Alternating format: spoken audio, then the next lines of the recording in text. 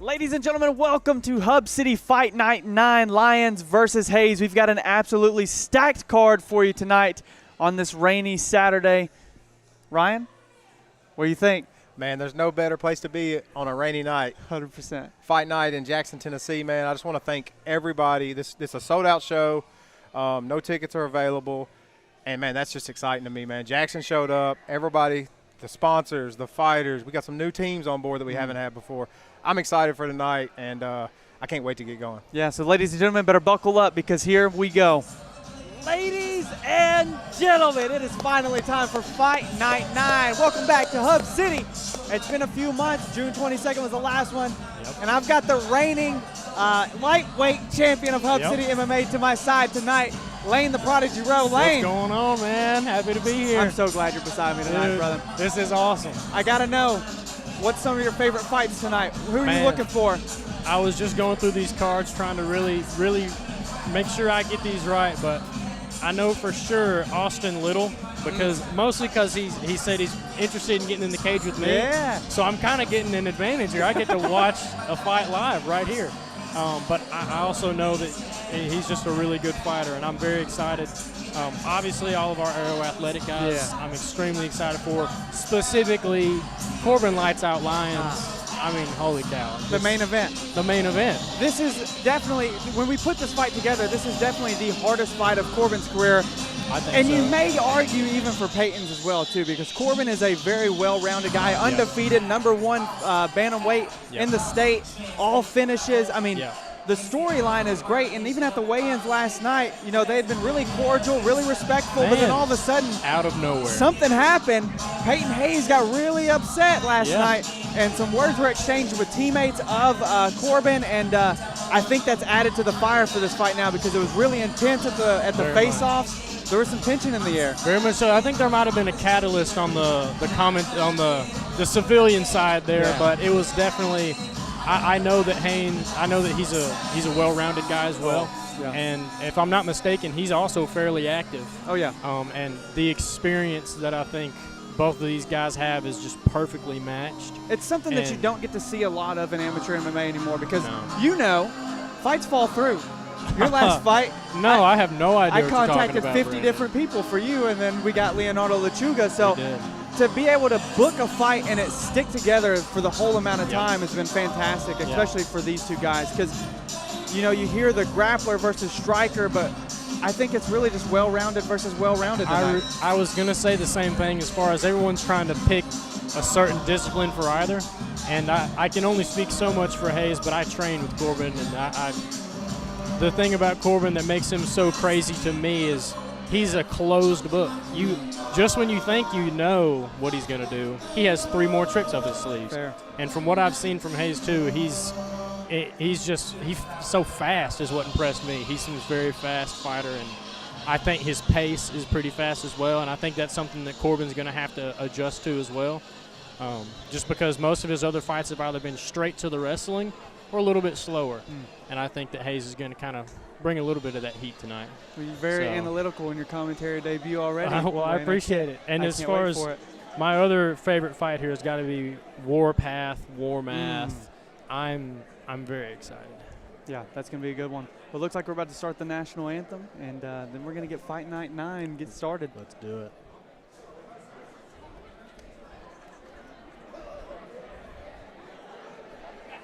Uh-oh. Maybe having some lighting difficulties here. Should be fine. We can sing in the dark if we have to. We won't have to. Ryan will get it fixed. Yeah. Maybe. Ryan's the genie in the bottle. That's it. He'll get it done. Talking about fights that you enjoy, though, while we're waiting. Second fight of the night, I'm guaranteeing fireworks in that one. Pablo Martinez versus Alan Esparza. You've got a 1-0 guy versus a debut guy. Nashville MMA versus Razor Edge. Ladies and gentlemen, welcome to Hub City MMA Fight Night 9. If you will, please stand and join us in celebrating America as Samantha Tharp sings our national anthem.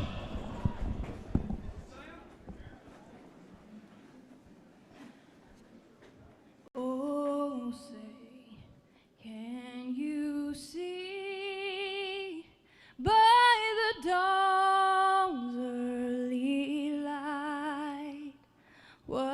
So proudly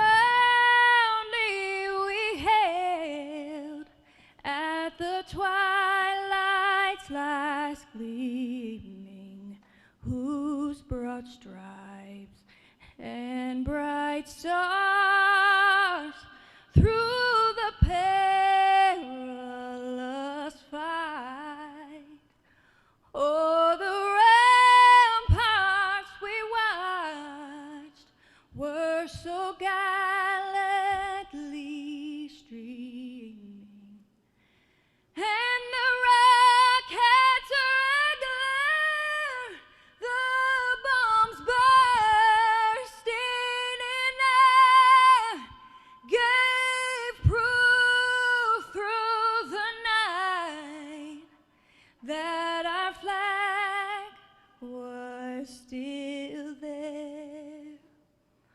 Oh, say, does that star-spangled banner yet wave o'er the land of the free and the home of the brave?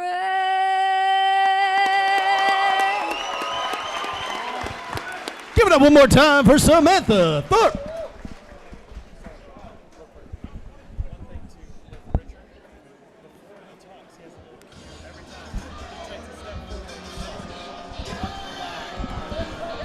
Ladies and gentlemen, Let's did it. I can't wait. This is awesome. This very first fight of the night is going to be sponsored by Precision Blasting. Again, we want to thank all of our sponsors. We'll read those off later tonight. The very first fight of the night, sponsored by Precision.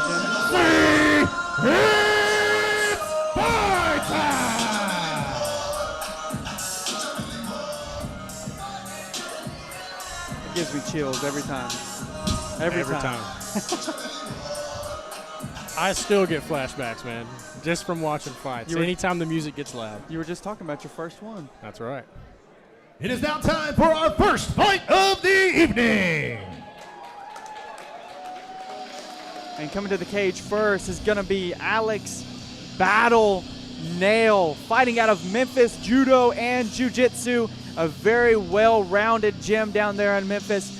And this is his debut fight, and a lot of times we don't really know what we're going to get out of a debut guy.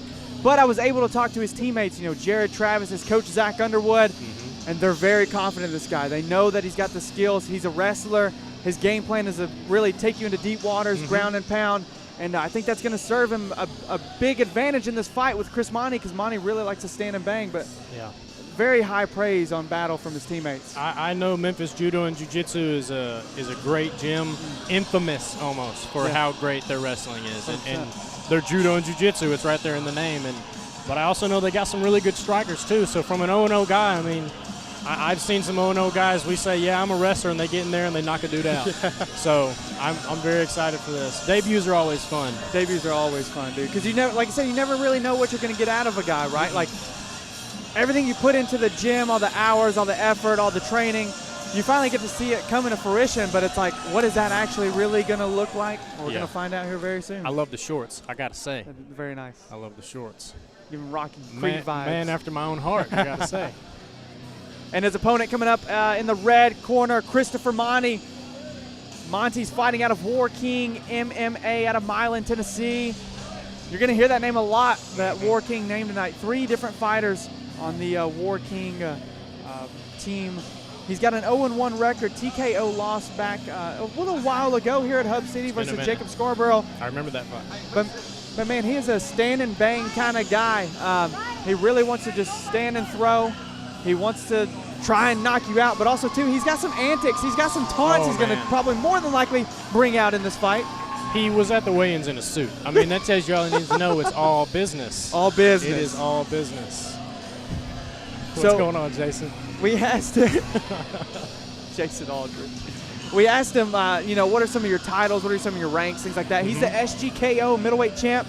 Back in the day, that's like a little backyard kind of league, man. And, I mean, we've seen that transcend over before. Kaemon Warmath. We were just talking about him before the broadcast. Is literally just light years above what we initially thought that he ever would be. And so I will never sleep on SGKO members. No. Ever again. Ever Working again. MMA in general. Yeah.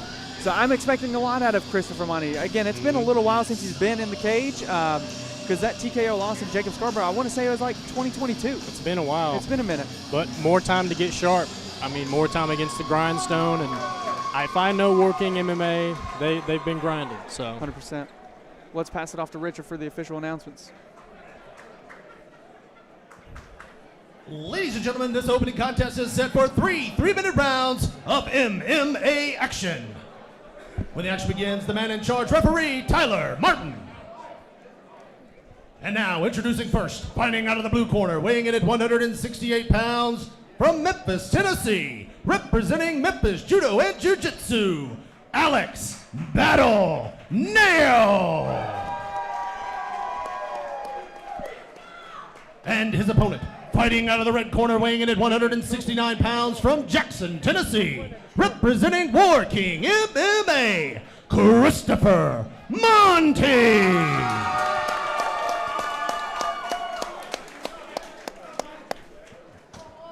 Ladies and gentlemen, the cage doors are being shut right now. as violently as ever. I will never forget that sound. Wakes me up at night. Fight Night 9 is officially underway. Here we go. Monty trying to use that range right off the bat. Yeah. Right into some wrestling. Just like he expected, just like he said he would. He's going to take him down. Pretty nice double leg against the beat him. cage. Using the body shots really well. Those add up. Monty's trying to control the posture here. Hard ground and pound from Nail. Hard ground and pound. But Monty looks really composed right now. I mean, does. he's not freaking out or anything. He's trying to control the wrist, getting the feet on the hips, pushing him off, getting He's back got to get where he up wants quicker to. if he's going to try and pull this off. Ooh, that's a hard leg kick. Yeah, this half guard is a hard spot in MMA. It's very dangerous. Daniel Cormier always says you never want to be in somebody's half guard for a long time. No, he should have already been passed or re-guarded just like Monty has here. But Monty should be trying to control the posture of the head.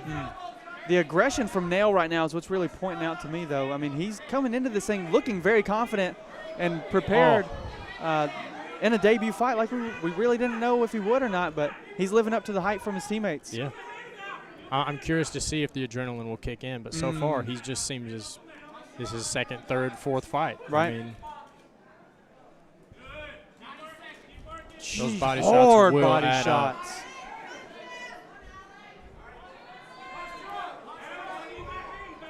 So right here, we've been in this guard long enough in Monty's head. He knows that he's going to have to start attacking soon. You see he's opened his guard, maybe going for some kind of deep half.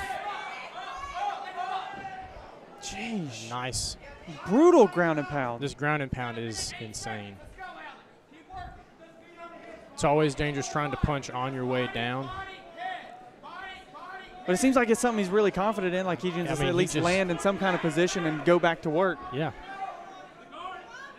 It seems like Monty's got a good handle on the guard when it comes to keeping him from passing, but I don't know if Alexander even wants to pass right now. And that was something that I was even thinking about. Like, it doesn't seem like he's really interested in it. I mean, he's getting good damage out of where he is, so he's like, well, what's the point of getting a mount or some side control whenever he can take the body shots here? Exactly. Brutal. Those shots are. If we get into round 2, I mean, I'm curious to see how Monty's going to be feeling because, I mean, these shots are hard, and you had mentioned the adrenaline earlier as well of Nail. Yeah. Is that going to come down? Is he going to be, like, a little bit tired? I mean, this is a lot of energy that he's expending right now in this ground and pound. 10 seconds left in the round, but a really good first round from the debut guy, Alex Nail. Very much so. And Monty's doing well at controlling in this guard.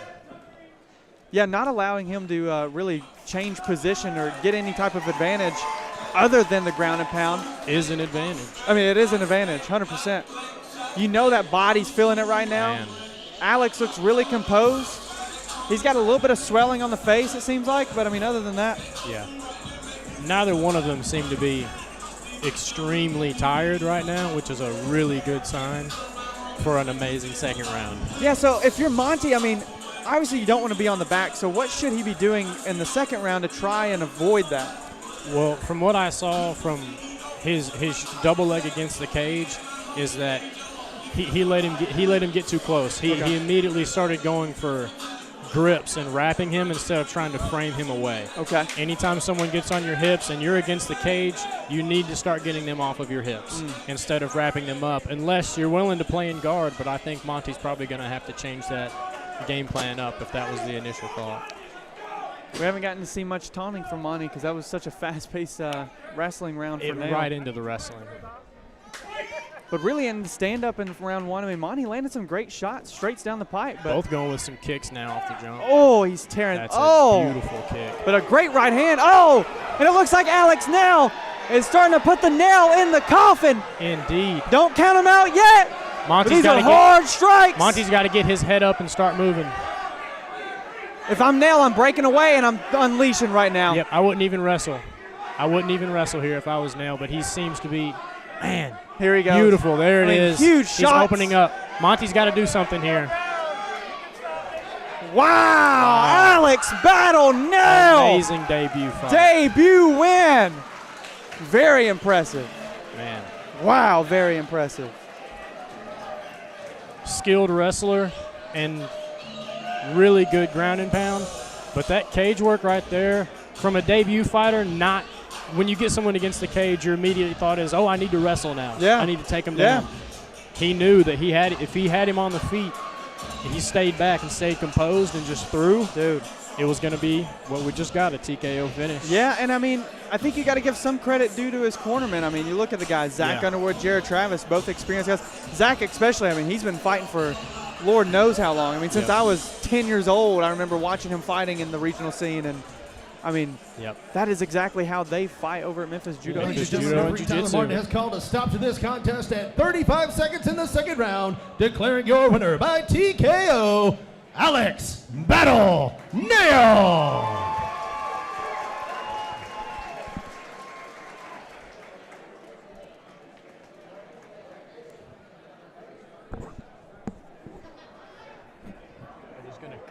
Everything you do with these things. Man, you come out, it looked like wrestling was your strong point. When you took him down, it didn't even look like you respected his guard, like you were doing exactly what you wanted. And then round two come out, I expected another takedown, and you went straight to picking him apart from your feet. Man, you got all kind of secret weapons. Well, you know, I did come out. I game planned for the wrestling. I tired him out, and then whenever I saw that he was tired, I just took the shot. Fucked him up. That's the way to do it, man. Congratulations. You got anybody you want to thank or any shout-outs?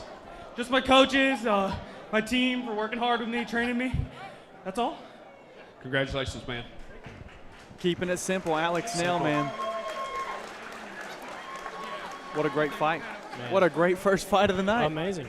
And first fight ever for this guy. I mean, that's impressive. Composure in a first fight is a telltale sign that you got what it takes to take it as far as you want to go. Yeah. And here's Jared Travis telling me, what did I tell you? Well, what a great first fight, but we got to go straight into fight number two. A featherweight matchup between, again, another like 1-0 and 0-0 guy. This has been my, like, if you don't know, now you know. You were excited. This is that fight for me, man. I'm telling you. Pablo Martinez, first to the cage, fighting out of Nashville MMA, 1-0 record. When I watched his fight on YouTube, man, I mean, like, he has the technical ability. He throws great straights. But, bro, I mean, he's also just a brawler. He's a slugger, and he hits really hard. He had that TKO win against Dylan Fontanelle. And what's cool about him is he started out in Muay Thai out in Houston, Texas. I didn't understand, like, I didn't get to ask, why did you move to Nashville? What was the cause? But, I mean, the dude's impressive, and I'm really excited about this fight. Yeah. One of the biggest things I asked him, like, hey, what's your favorite techniques? What are some secret? I can't disclose my secret weapons, man. That's a quote. He didn't want me to, that's what he said. He didn't want me to let anybody know. So I guess we're going to find out together tonight. We're going to figure it out, man. Hopefully we'll be able to pick it apart a little bit. I mean, I know Nashville MMA, again, most of these I'm going off of the gym I know Nashville MMA is a name I've heard before as well. And they got UFC veterans, Dustin Ortiz, Ronnie, Lawrence, I'm going blank, but a lot of great fighters out of that gym as well, pro guys, amateur guys. So, I mean, to see a 1-0 training guy. with some of the best. Yeah, 100%. And now his opponent coming to the cage in the red corner, Alan Esparza, fighting out of Razor's Edge MMA. He came in weighing in at 145.9, so right at that limit. Right at the limit. But again, debut fight, that's Shane Tuohy. That's not Alan Esparza, don't worry, guys. You'll see him later tonight, though. But Alan, man, he's been kickboxing for about a year or so. I mean, Razor's Edge is a Muay Thai gym, so he's been training a lot of stand-up. But what's cool about him is he was a wrestler back in high school. So he's got that foundation, which really for MMA, everybody says wrestling is the best foundation that you can have, right? It's just true. I mean, the things that you learn from wrestling when it comes to how to control your weight goes directly into where your weight should be when you throw a punch or you throw a kick. And there is no cardio like a wrestler cardio. There is no comparison. Yeah, I'm really excited for this fight because even at the weigh-ins too, I mean, these guys were both intense. They were intentional. They wanted to face off. They looked really serious, but also too, I mean, when he was asked like, hey, you know, what's your prediction, whatever, he was like, I'm war ready. That's all that matters. I'm ready for war, debut. I'm not coming out here like trying to just, you know, pick and choose my shots. He's ready for war. And so that's why this has been one of my, like, if you don't know, now you know fights. Yeah. And I hope it lives up to the hype. We're going to see some explosions here? I think we're going to see some explosions here, man. That's what I like to hear. Alan Esparza versus Pablo Martinez. Here's Richard. Ladies and gentlemen, this next contest is set for three-minute rounds of MMA action. The fight begins, the man in charge, referee Tyler Martin. And now, introducing first, fighting out of the blue corner, weighing in at 145 pounds, from Nashville, Tennessee, representing Nashville MMA, Pablo Martinez. And his opponent, fighting out of the red corner, weighing in at 145 pounds, from McMinnville, Tennessee, representing Razor Blade MMA, El Paperas, Alan Esparza.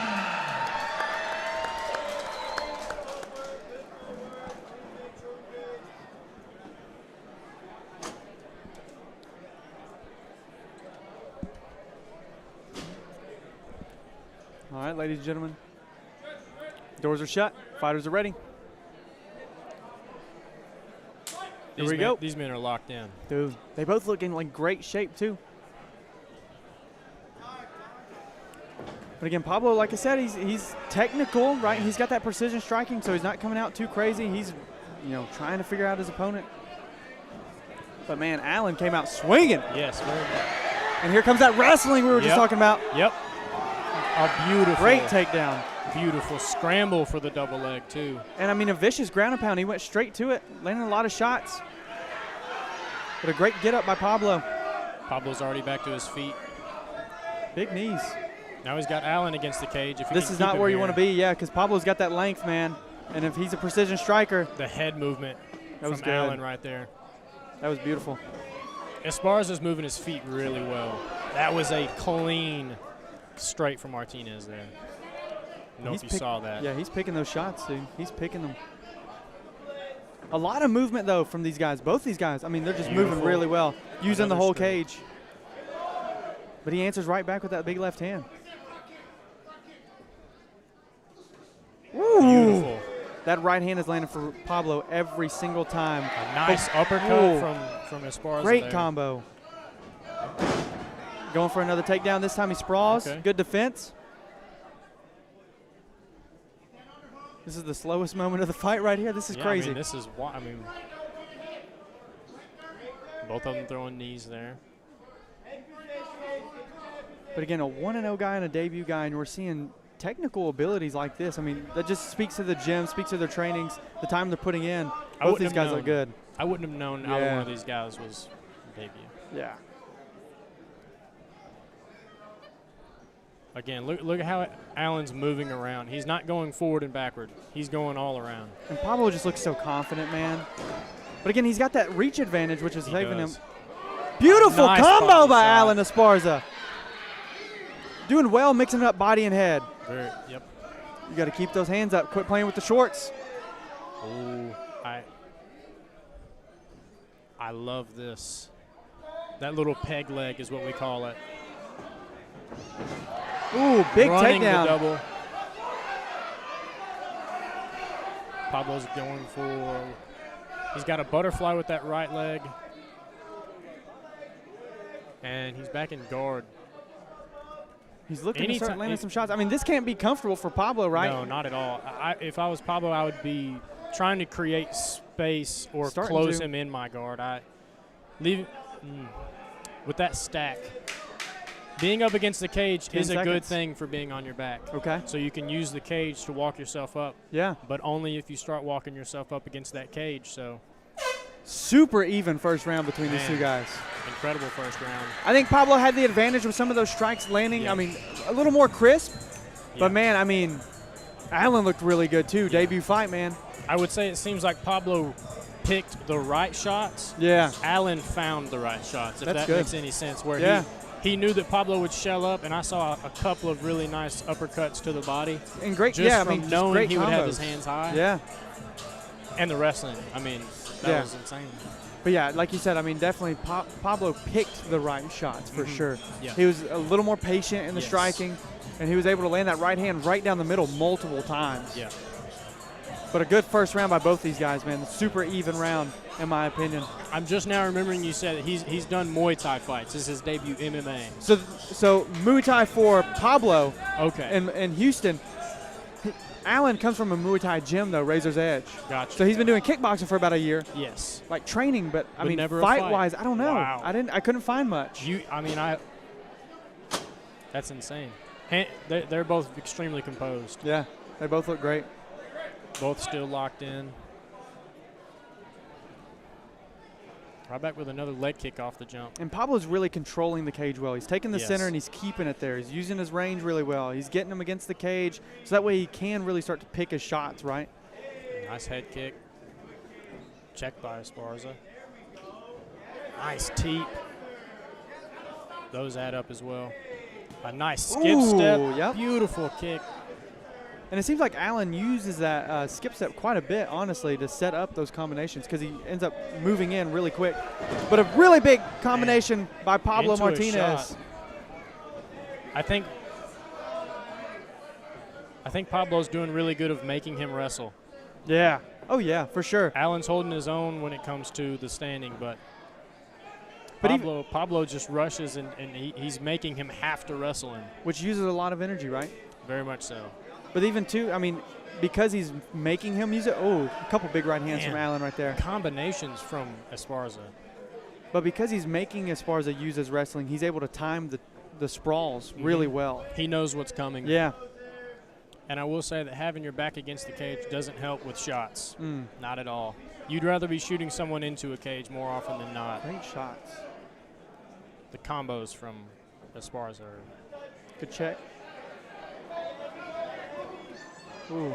nice. It looks like Pablo's really starting to I think he's starting to figure him out, and he's looking for that kill shot now. He's starting to You kind of can load tell. up a little bit more. Yeah. Yeah. A skip step from Pablo there.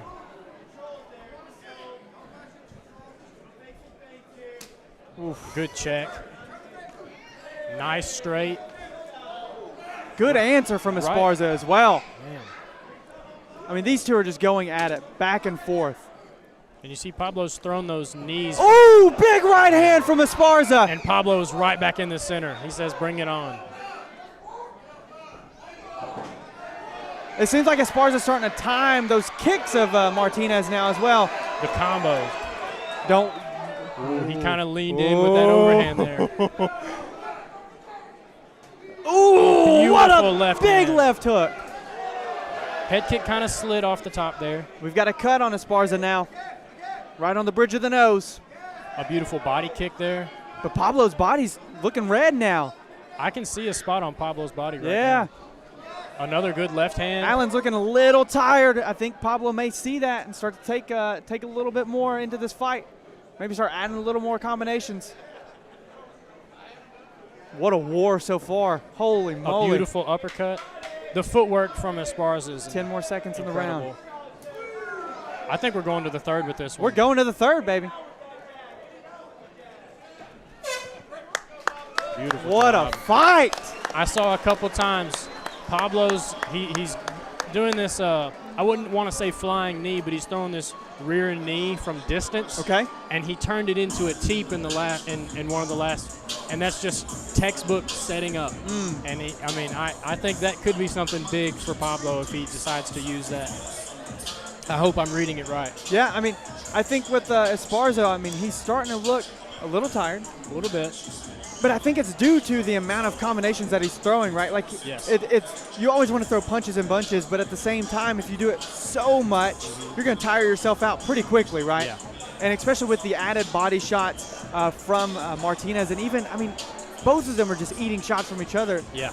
They're starting to wear down, but at the same time, they both just look really good right now. They're both, it's a I caught you. Yeah.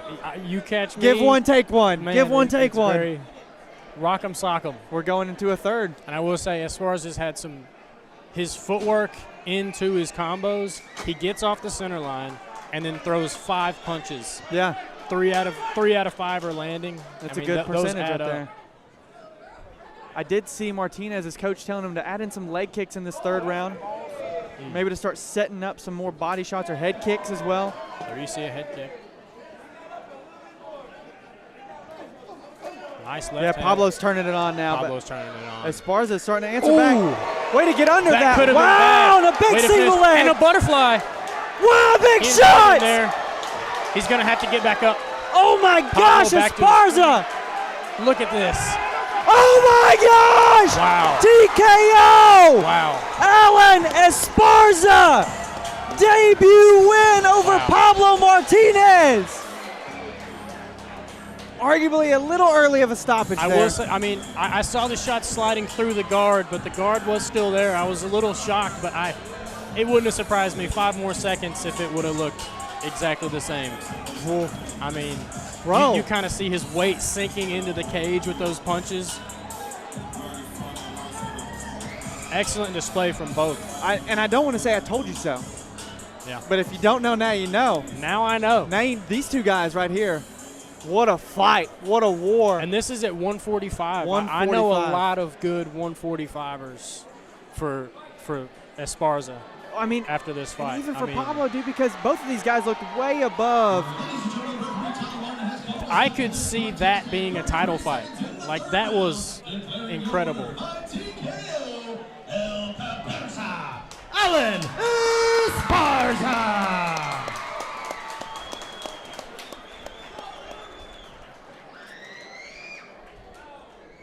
I love sportsmanship, man. Oh, dude. I'm a sucker for sportsmanship. Both gyms, man, are just so fantastic. He's on top of the world right now.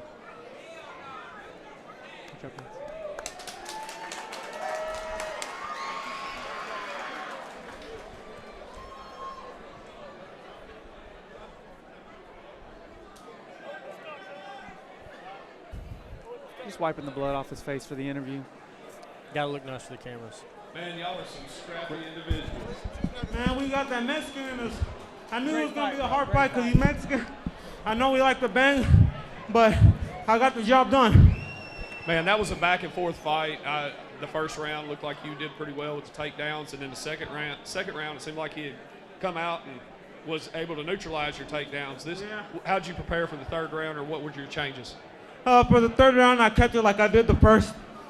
Took him down, get off the angle, don't spin center with him. I mean, the second he got me a little bit, but I think I got my breath back on the third, and I did what I had to do. Man, great performance. You got any shout-outs you want to give or any thanks? Razor Blade MMA, thank you for my coach Jamie, Nick, Mackie, all my people, my family. They support me so much. I love them. Thank you, everybody. Congratulations, man. Alan Esparza, ladies and gentlemen, what a fight. You know what I noticed while he was doing the interview? Had his mouthpiece in. He had his mouthpiece in.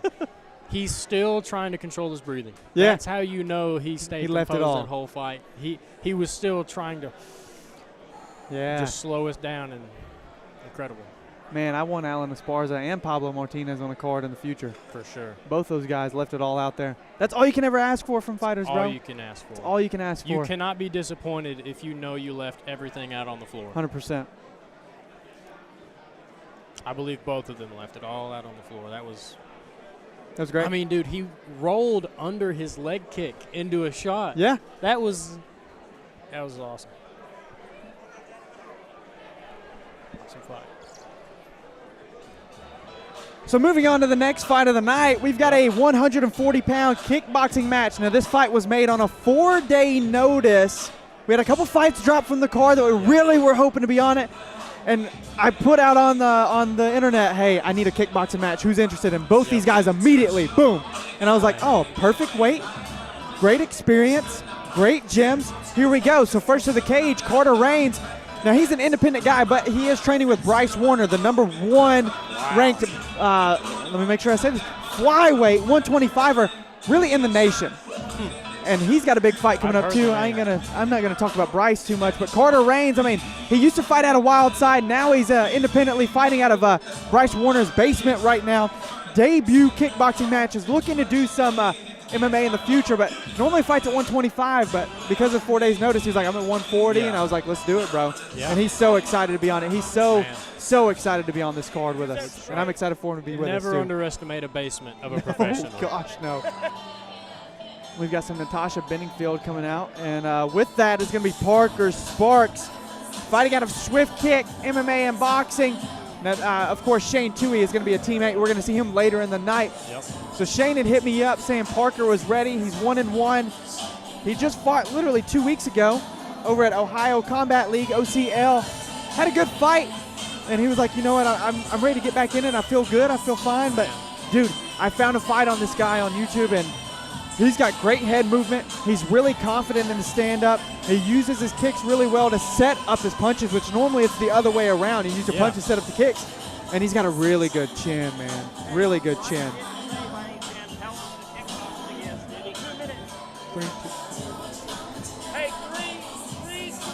Yeah, I'm looking forward to this one. You've got me hyped up for it. I was already excited for all these fights, and I saw these guys at the weigh-ins, and they were intense, man. They were intense. They were intense. I think this was the first one that we saw a little bit of some competitive energy with the face-off there. Yeah, and what I really liked about the weigh-ins last time is literally every single fight had some type of tension to it. Yeah. Other than Fuzzell and Little, they both laughed at each other or whatever. But I mean, these two guys on a 4 days notice, automatically my applause go out to you. But they both said like they're going to bring it as well. And on a 4 day notice, sometimes you don't know what you're going to get out of these guys. I'm pretty confident we're going to get a fantastic fight from both of them. Yep. Both of these guys look sharp. Very excited. And he's got the Muay Thai shorts on, man. He's got the Muay Thai shorts on, man. There you go. That Muay Thai cut goes hard. Oh, yeah. Let's kick it over to Richard for the announcements. Ladies and gentlemen, this next contest is set for 3 2-minute rounds of kickboxing action. When the fight begins, the man in charge, referee Tyler Martin. And now, introducing first, fighting out of the blue corner, weighing in at 139 pounds, from Clarksville, Tennessee, Carter Reigns. And his opponent, fighting out of the red corner, weighing in at 145 pounds, from Nashville, Tennessee, representing Swift Kick, Parker Sparks. We got to get these guys an audience section going. That's what I'm saying. What's going on? Some hype in here. It's kickboxing. It is kickboxing. It is kickboxing. We love kickboxing here at Hub City, though. Especially on 4 days' notice. 100%. And here we go, ladies and gentlemen. You can watch for that head movement from Parker Sparks. Some nice kicks already. Ooh, good front kick. Big body kick. Man. And some knees to go with it. Parker's bringing it, man. Another nice knee. Woo-hoo! Big shot from both those guys. Reigns' hands are so fast. And he's mixing it up really well. I mean, like, in his stances, he's going southpaw, he's going orthodox. how hard is it to fight a guy that can switch? It's definitely more of a challenge. You get so used to circling one way, and then all of a sudden now they're power hands on that opposite side. It'll mess you up. Yeah. I mean, you see right here that, especially in kickboxing with an open stance like that.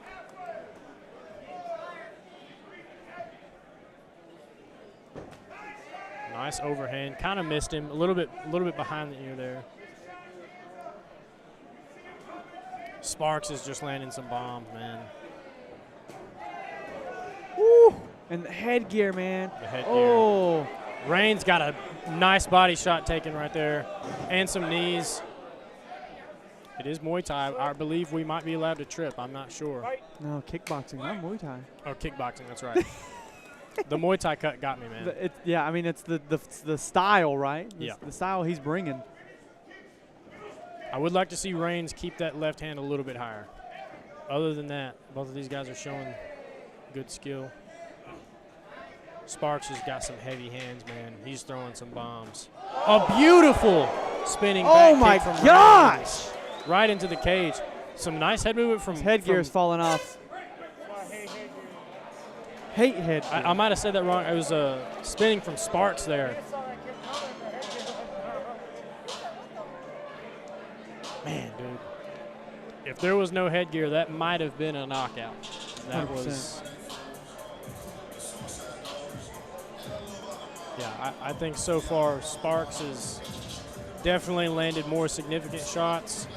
I think that if Reigns can keep that left hand a little higher, I don't think he'll have a problem. It seems like he's showing a good chin right now as well. 100%. And you could tell maybe a little bit of the difference in like activeness, being active. You know, he's got a little more experience under his belt, Sparks does, and maybe that's transcending a little bit into the cage, but the heart from Reigns right now is really what's standing out as well. Immediately after every combination, taken or thrown, he is right back in the fight. 100%. Has not taken. He took one really hard body shot from Sparks that kind of, you saw him sink in just a little bit, but then he was right back up, hands ready. I just got a message from Danny Barlow. He said he's almost here. Almost in Jackson. Here we go, round 2. 2 of 3 if needed. And big shots again. He's using those knees to the body really well, Sparks is. And see, again, anytime you use that knee, you can set up those teeps. And you just saw it again from Sparks there. Ah, some beautiful knees from Sparks. Those are going to add up. I think he got a cup hit. I didn't see a cup shot, but I think it was on the got way this up. post kind of in the way as well. Yeah. So. I think it was on his way up whenever they were going to break. He caught him. Parker Sparks is intense, man. He's throwing bombs I mean, even his jab, it looks like it weighs 7,000 pounds. I mean, that's. I've seen some stiff jabs. That was a stiff jab.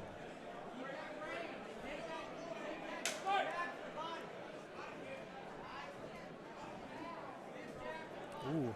An inside kick from Reigns right there, if it would have had more on it. Those knees are just landing viciously to the body. Those add up very quick. I think he might have spun the knee out of that one, actually, Reigns. Oh, and a big nice leg inside kick right there. And to an outside. See him switching stances a little bit more now. Man. Don't try to fix your headgear. Yeah. Oh. Another beautiful body. And Parker Sparks is just landing viciously. We're going to the count. Going to the count here.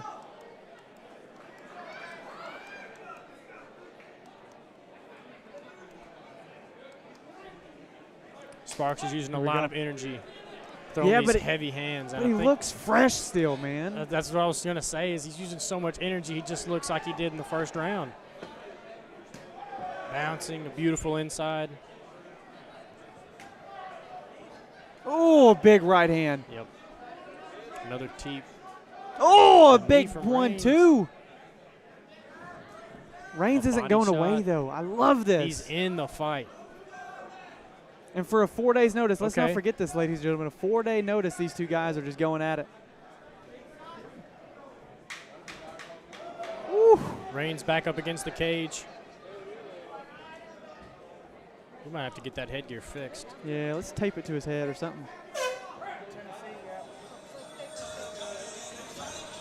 Somebody get the duct tape out. Yep. Tape that thing to his chin. Tape that thing down.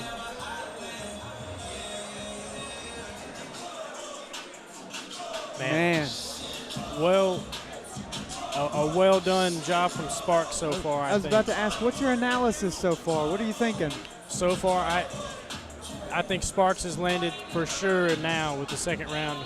More significant strikes. Yep. He's gotten Reigns back against the cage more often than not. I don't even know if I've really seen Sparks retreat from anything. I think he's been full front the whole time and winning with it. Even every time he's taking a shot, even when he is, he's just standing there. Mm-hmm. Doesn't get on his back foot at all. No. And then continues to move forward. Yep. And then that can be more tiring for Reigns in that scenario, having to take those punches and he's still getting back in that pocket. He might have to kind of do something in his third round. He might have to kind of let Sparks wear himself out. Yeah. Let him chase just a little bit, and that's enough to where that is a scary. That doesn't look good for the judges either.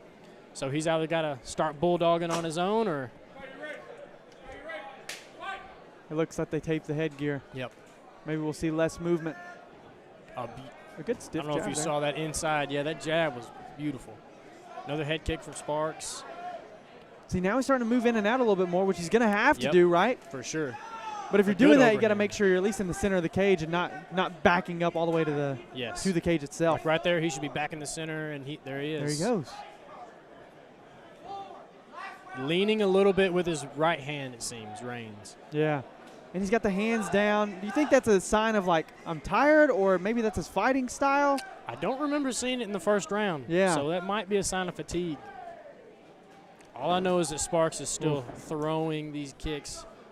But it does kind of look like Sparks is getting a little tired. He's throwing a lot less in this third round. For sure. That guard's been up. But there's a big right hand. And another good head movement by Reigns and miss the third. Couple good jabs from Reigns. Both these guys are just leaving it out there, man. This is good.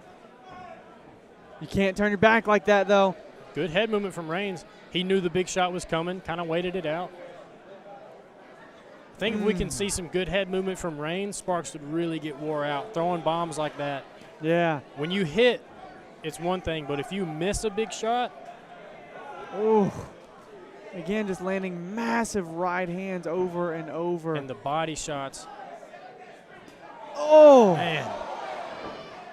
I would like to see a combo off of these big right hands. Yeah.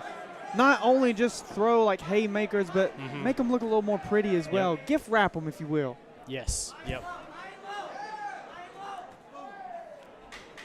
10 more seconds. Sparks is definitely. Ooh, I take it all back. Goodness. Definitely not tired. Yeah. If you're going to do that. If you can throw that. If you can throw that. I don't think you're tired. Man, what a great fight. That was awesome. Great job by both these guys. 4-day notice. Tremendous heart. 4-day notices. Would you get in there on a kickboxing match 4 days notice? I mean, you probably would. It would have to be kickboxing. Yeah. I mean, in MMA, I say that. I don't know if my coach would let me not take a fight on 4 days notice. Right. He'd be like, are we ready if or are we ready? Sense, yeah. If it makes sense, we're doing it. Yeah. But what a match. What a fight from those two guys. Incredible. Left it all out there. And this is one of 2 kickboxing matches tonight. Yep. The other one is our co-main event. Yep. Shane Tuohy versus Josh Whiteside. Two very technical, very hard-hitting, very active fighters. Yep. I mean, we're going to see. Another fight I was going to say at the top is probably one of my more anticipated. Yeah. This co-main and main tonight.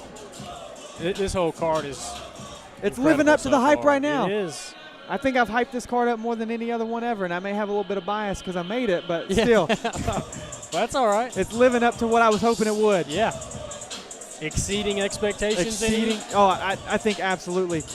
Again, I know that second fight. That was incredible. Second fight, absolutely. The first fight, I mean, Alex Battle Nell looked fantastic in his debut. 2 debut guys won. Yep. Back to back, man. I mean, it just shows that these gyms nowadays, because a lot of times if you put debut guys in there, they're going to look, crazy. Yep. Just Even throwing. against other debut guys, especially against other debut guys, you don't see a technical fight from that. But every debut we've seen has been pretty technical. Your winner by unanimous decision, Parker Sparks. Well done by Parker Sparks. Well done. Absolutely well done.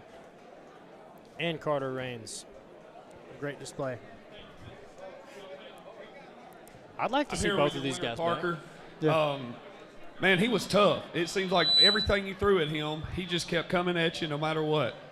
Yeah, I had a fight a couple weeks ago. Took a tough loss in that one. Came back and I just filled my belly up, man. And I had to cut weight for this fight. It didn't make it much easier, so my cardio is not where I wanted it to be.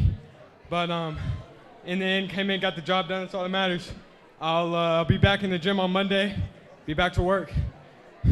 Always great to recover after one and come back and throw down like that. You have any shout-outs or any thanks you want to give? Yeah, I want to give a shout-out to my beautiful girlfriend. She's always here supporting me. Shout out to all my teammates, my friends for supporting me. It means a lot, man. I appreciate it. Congratulations. Look forward to seeing you in the future. Great fight from Parker Sparks and Carter Raines. Yep. Man, that was fun. That was great. We've got a teammate of yours in this next fight. We sure do, don't we? I'm gonna unbiased No opinion bias. No bias, Lane Rowe. That's your new nickname for tonight. here. Unbiased Lane Rowe. That's a little bit of a mouthful, but It'll be all right. stone cold picture right here as well. Yeah. Great fight. So coming up next, a highly anticipated flyweight fight. Yep. We've got Trevor Bam Bam Grice facing off with Brandon the Headhunter Serrano. This fight is sponsored by Kayla Taylor Farmers Insurance. And first to the cage is going to be Brandon Serrano, the Headhunter, fighting out of Matlock BJJ over in Martin, Tennessee. Do not let this man's record fool you.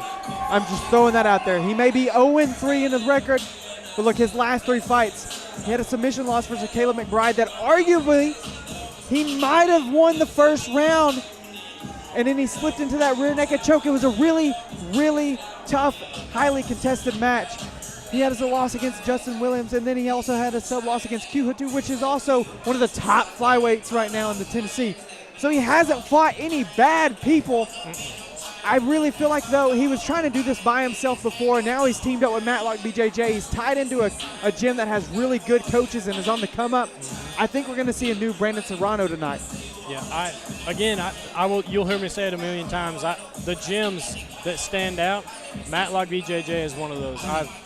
I don't know if we've ever been to Matlock, but they've come to our gym a lot, and my coach is very good friends with one of the guys at Matlock, and I have this sub loss versus Caleb McBride. All these names, I know all of these names. These are tough guys. Yeah.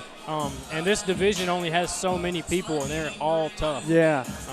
So I've been in that winning the rounds and lose by a submission. Yeah. And I didn't think I lost that fight, so we'll see here. Maybe Caleb can prove himself. Fair enough. Prove maybe I didn't lose that last one by too much. Fair enough.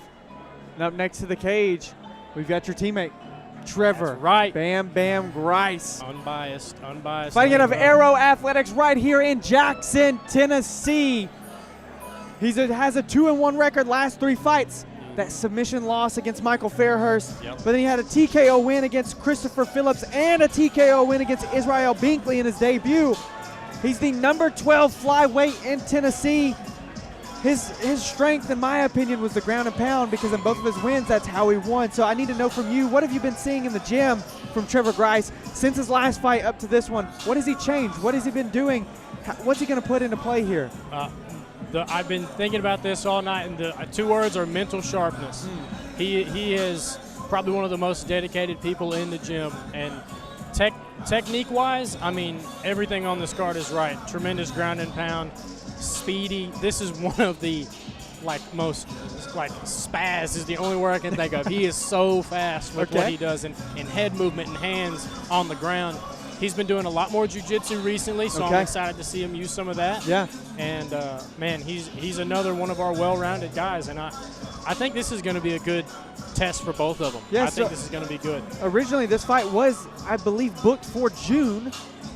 Serrano had to back out. That's when Fairhurst got brought in. So I'm excited to finally see this fight come to fruition. And at the weigh-ins yesterday, Grice had said sink or swim. I hope he brought his floaties. Yes. So we'll see if he brought his floaties tonight. But, man, I can't wait for this one. Here's Richard for the announcement. Ladies and gentlemen, this next contest is set for 3 3-minute rounds of MMA action. When the fight begins, the man in charge, referee Tyler Martin. And now introducing first, fighting out of the blue corner, weighing in at 126 pounds from Martin, Tennessee, representing Matlock BJJ, Brendan Serrano. I wonder how the crowd's And gonna his sound. opponent, fighting out of the red corner, weighing in at 125 pounds from Jackson, Tennessee, representing Aero Martial Arts, Trevor Bam Bam Grice. No arrow today. No arrow today. He I didn't think do he the got, Poeton arrow. he got his arrow off yesterday. Okay, I think that's at the weigh-ins. I think yep. Only allowed one. Yeah. One a weekend. One in the quiver. Here we go. Now he's got to use his I hands can't to wait finish for the this. fight. I can't wait for the. You could hear a pin drop right now. The crowd is completely silent. Serrano's doing a good job managing some distance. He may have a little bit of a reach advantage here. I thought that the height was going to be different, but these two guys are equally matched up in that department. Good wrestling from both of them right now. Good wrestling from both. Trevor does have his back against the cage. Fighting for that underhook right now. I would like to see him use this right hand. Brandon's doing really good to keep. Ooh, we got a turn now. Trevor's going for the legs here. Good defense from both gentlemen. Ooh, big shot. Big knee. Big knee from Brandon right there off the cage. Serrano looks really confident right now. Yep. He told me he's been working on his wrestling. He's looking to counter-strike in this fight. I'm loving this.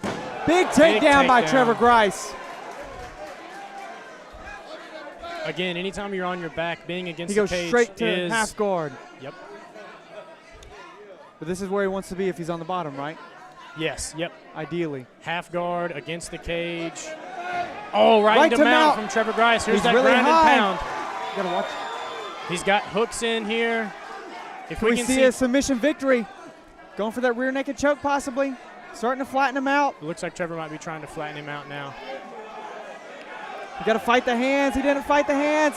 And he tapped! Wow! Trevor Wow. Bam Bam Grice with the first Oh my submission goodness. victory of his career. Wow. Mental sharpness. He's been working his jiu-jitsu. You did say that. I did say it. Man, Brandon, I will say, though, since I know Trevor, I can say this. We're working on cage work. We're working on cage work. He got a good turn. Brandon did well at putting him against the cage, but, man, Trevor did get the turn. A good takedown against the cage. Didn't look like he could flatten him out when he was on the back, but landed some ground and pound to open up the neck. I mean, very, very proud of Trevor. And Brandon really looked confident in the fight. I mean, he looked like he was doing really well. Getting to the cage, or getting to the cage, but also getting to the ground. That's where Grice Ladies and finds gentlemen, his, referee Tyler Martin has called a stop to this Very matchup at proud. 1:33 in the first round, declaring your winner by submission, Trevor Bam Bam Grice. He did Two have another arrows. arrow. Look at that. 2 arrows. Yeah. I mean, the more I think I'm about here it, with Trevor. Your the winner wrestling from Trevor. was going to the ground. Your game plan, because it looked like you were trying to go for it right away. Yes, sir, man. I'm ready to go anywhere, this fight takes us, but I've been focused on stand-up on my other fights, and, well, man, I want to go to the ground and do this jiu-jitsu. I got to go and get my blue belt, so I got to give me a submission win, and there it is. So, I mean, it's just day in, day out grind. We ain't going to stop. We're going to do whatever it takes to win. Coach Jones, I think he dropped a hint. Any thanks you want to give? All in his time, but yeah, I want to thank God, my family, friends, everybody came out to support. Like I said, without God, recovery, and this fight team, man, I wouldn't be nowhere, man, but most importantly, God and recovery. So thank you for everybody coming out. Let's do it again. Congratulations, man. Glad to see you grow. Ryan Collins is up in the cage right now. Future 25. At this time, we'd like to right thank there. Buffalo Wild Wings for catering tonight. Give Title Buffalo Wild holder. Wings a loud round of applause. They've done a great job here for us. Well, ladies and gentlemen, we're about to see our first intermission, I do believe. This is your chance to go to the fridge, grab you a drink, go get some food, maybe order some pizza, maybe some B-dubs. That's right. Go get some food. Oh. One of our great sponsors, our presenting sponsor from Jackson Pet Emergency Clinic. Please welcome Christy Phillips.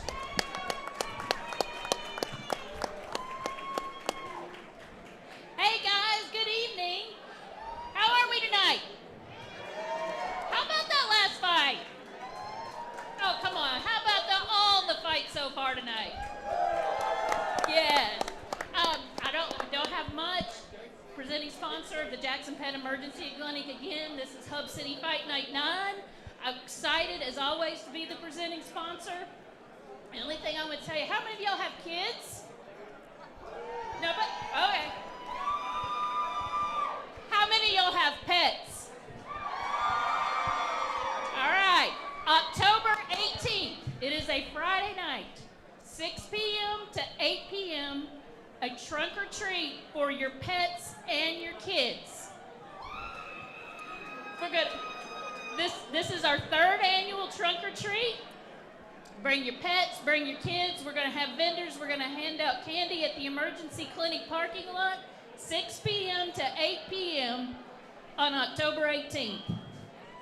Y'all have fun tonight. Give it up one more time for Christy Phillips.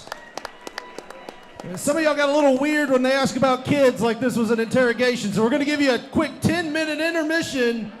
Quick 10-minute intermission. We'll be right back with more Hub City MMA action.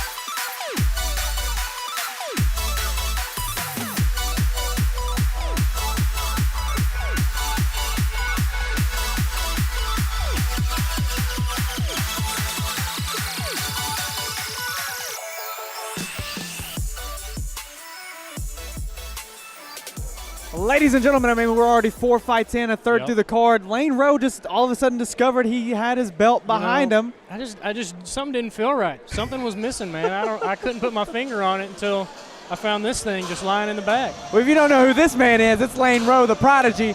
We're 4 fights in to Fight Night 9, and I would say that these 4 fights have been absolutely incredible so far. A great start. Yeah. A great start. I mean, I couldn't have predicted it going this well. And I don't want to say I told you so, which I did earlier, but I'm going to say it again. You did tell me. You did. Feel free to say it, man. You told me so. Well, instead of me bragging, let's talk about this next fight because they're already walking out. First to the cage, Jasper the Dragon Darda, fighting out of War King MMA. Again, I told you we'd be hearing that name a little bit. He's got a 1-1 record in his last fight. He got his first win against Israel Binkley in that first round. In his first fight, he had a TKO loss against Christopher Tate. But he was doing really well in that fight. And again, we talked about these debut guys before, and sometimes you just don't really know. But the cool thing about Jasper right now is this is his debut at flyweight. So he's fought at bantamweight this last 2 fights. He wanted to make the cut because he was walking around at like 137. So he's like, well, let me actually cut weight and see what I can do. He's going to have the height advantage. He's going to have the reach advantage over most of the guys, and he will tonight as well. But I asked him, what are some things that you're noticing now that you're actually cutting weight? I'm faster. I'm more agile. I'm feeling more like accurate. And so I'm curious to see how that transcends over into this fight tonight because he's looked great in his last 2. Yep. I remember doing the opposite or doing the same thing, going from my kickboxing fights were like 65. And then when we got to MMA, we went to 45. I felt on top of the world. Yeah. It was crazy. Once you get a little much more, I had to go back up a weight class, but I guarantee you he's feeling good right now. I'm sure his opponent's feeling really good as well, too. Coming to the cage is Caleb, remember the name, McBride. He got his nickname after his first fight. Whenever I just started yelling, remember the name! Remember the name. Fighting out of Dogwood, MMA over at Dyersburg, Tennessee. 2-0 record, he's undefeated. He had a rear naked choke win versus Brandon Serrano. Sounds like he's got the whole crowd behind him tonight, and he had a TKO win versus Ryan McCord in his first fight.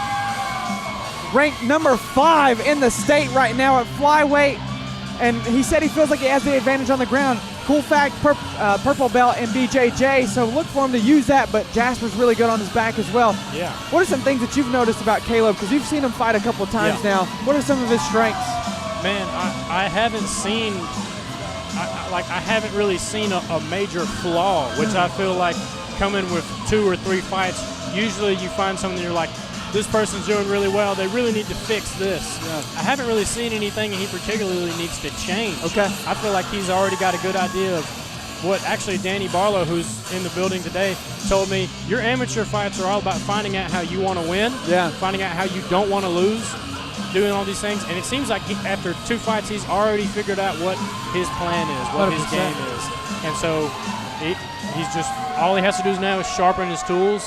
And I know, again, Dogwood MMA is an excellent gym, so I'm sure they're sharpening him. And don't let this man's size for you. Dude, this dude is super strong. Yep. Oh, my gosh. I mean, he's jacked. Look at him. Let's send it to Richard. Ladies and gentlemen, this next contest is set for 3 3-minute rounds of MMA action. Introducing first, fighting out of the blue corner, weighing in at 126 pounds from Milan, Tennessee, representing War King MMA, the Dragon, Jasper Darda. And his opponent, fighting out of the red corner, weighing in at 126 pounds from Dyersburg, Tennessee, representing Dogwood MMA, remember the name, Caleb McBride. Lane, you just pointed out to me Caleb's face. Dude. I said yesterday he's like the most ferocious dude. Jason Aldridge. He's legit. I mean, he looks so scary. He's on the prowl right now. He's so ready. Scary. This is what we call a hunter. Yeah. He's ready to hunt. I'm so excited for this fight because if it goes to the ground, I think it's super even. The length could come into play for Jasper, but man, I mean, Caleb is really good on the ground. Let's see where we get to. Here we go. Oh, my God! Wow. Speaking of the strength, that huge right hand right off the bat.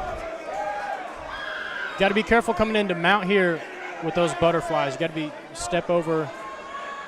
See, he's already getting a butterfly hook underneath. You said he was great off his back. I'm seeing it right now. Oh, yeah. He's slick, man. He pulled out a arm bar against Israel Binkley back in June. that was really slick. I mean, it was out of nowhere. That butterfly with the left leg is going to help him. He's just got to get to that other hip if he's going to have to use it right. Gotcha. Man, so if you're Caleb right now, you know, obviously you're comfortable on the ground, but you're just seeing that huge success in the stand-up. Is that crossing your mind to maybe get off the ground and just see what you can do back on the – But look at his armbar. Look there. He's slick. Wow. Huge hammer fist. If I was Caleb, I'd try to just get posture and break away like you were saying, for sure. Those are hard. I can hear them through my headphones. Holy moly. Remember the name. Remember the name. Remember the name. Caleb McBride. You better remember the name. A hunter. A hunter. A hunter indeed. That was so fast. I didn't get to mention this fight was sponsored by the Pine Ridge Club. Couldn't get it out, I didn't man. get it out. Wow, what a fight. Crazy overhand in the first 10 Look how mean he looks. I mean, that's incredible. Jeez. But it all was set up by that massive overhand right. Well, and he didn't just throw it. He placed it. Oh, my God. He knew where it was going. Because it looked like Jasper was almost out already, like he was just going to fall. His weight fell into the cage. Yeah. I mean, wow, what a fight. What a fight. I mean, at 125, that guy is a beast. Monster. And now, Remember still the undefeated, 3-0. 3-0. See, this is always where I struggle. Ladies and gentlemen, referee Jason Aldridge has called a stop to this contest at 59 seconds in the first round, declaring your winner by TKO. Remember the name, Caleb McBride.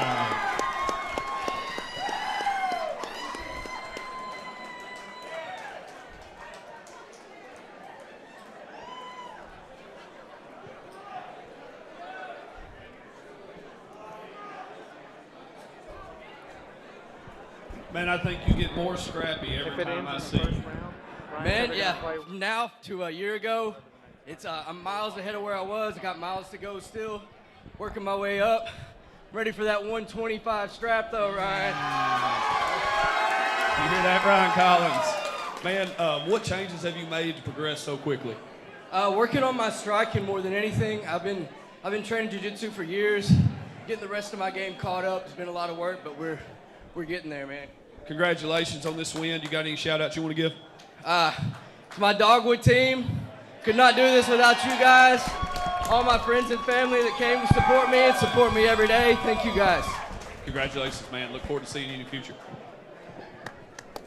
Great fight. Great fight. And so here's a question. He said he called for the strap. Yeah. You've got him at 3-0. You now have Trevor Grice at 3-1. 3-1. I mean, hey, that's a title shot. That's a title shot. That's a title shot. And what is this, number 5 and number 12? Yeah. I mean, obviously the rankings are going to change tomorrow or very, very, very soon. But, I mean, we're talking about 2 top 10 in the state. Yep, possibly already going at it for the belt next year. I mean, if I know my coach and I know Trevor Grice, you throw the name out, we're there. Hey, I'll talk with Ryan tomorrow. There you go. Yeah. We'll get it booked. We'll talk to Ryan tomorrow. Man, I mean, that just, to me, 2 big 125ers. Yeah. Trevor's a big 125. Yeah, thick, right? Thick like 125. Whenever you say tall or like big 125, I'm thinking you're not stocky. tall, but like powerful. Like a stump. Yes. Like a stump, dude. Just hard. I mean, it just makes sense. Yeah. No, I definitely agree with you there. And so we don't have a 125 champ right now. It's a vacant title. Maybe January. Both guys just had a first round win. Maybe January. I know that McBride has a fight in October in Mississippi booked right now. So maybe depending on how that goes, we could see Grice versus McBride for the belt in January. That would be a show. I like it. That would be a show. I like it. Possible co-main event even. Oh, here we go. Now we're talking. I want to jinx it, you know. Now we're talking. Ladies and gentlemen, if you're watching the stream, I just want to say thank you so much. This stream is being produced by Knuckle Sandwich. I am the host, Brendan Anderson, but I couldn't do this without my team. All the camera quality, all the graphics, all the everything. I didn't do any of it. The whole team did. Shout out to the team at Knuckle Sandwich. If you're enjoying this stream, just throw it in the comments. Say thank you, Knuckle Sandwich. Thank you, team. They're massive. They're doing This is the Lord's This work is the right Lord's here. work. I was just about to say that, dude. Doing the Lord's work. Well, we're going to move on. It sounds like to fight number 6, a bantamweight throwdown. This is going to be a barn burner right here. Is it? I think so. Coming out first is going to be Cole Oh, Glover yes. out of Bushido MMA. He's got a 4-1 record. He took a little bit of time off. He just had a kickboxing match at Agogi not too long ago. But, I mean, in his last 3 fights, he was 2-1 with a split decision win over Mason Delk, a TKO win over Terry Clark. And he's ranked right now, number 14 featherweight in Kentucky. What I do notice about Cole, though, is his tendency to load up, right? And that could be an advantage, but also a disadvantage, because if you're loading up on punches, that means more than likely you're dropping that guard. For sure. And so whenever you've got guys like this that also have really good wrestling defense, I mean, it's a really good overall guy, and I think with a record of 4-1, I mean, he's got the experience advantage in this fight. I mean, every time I've talked to him leading up to this fight, man, he's just excited. Yeah.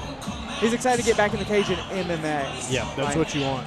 I mean, I told you I'd be saying it all night. Bushido. I love Bushido MMA. I fought a lot of guys. My debut fight against Mason Delk from Bushido MMA. Yeah. And Yona Israel is one of the best coaches in the state, or in our region. Yeah. And I have no doubt that a 4-1 record from Bushido, this guy's a brawler. He definitely knows how to throw some hands.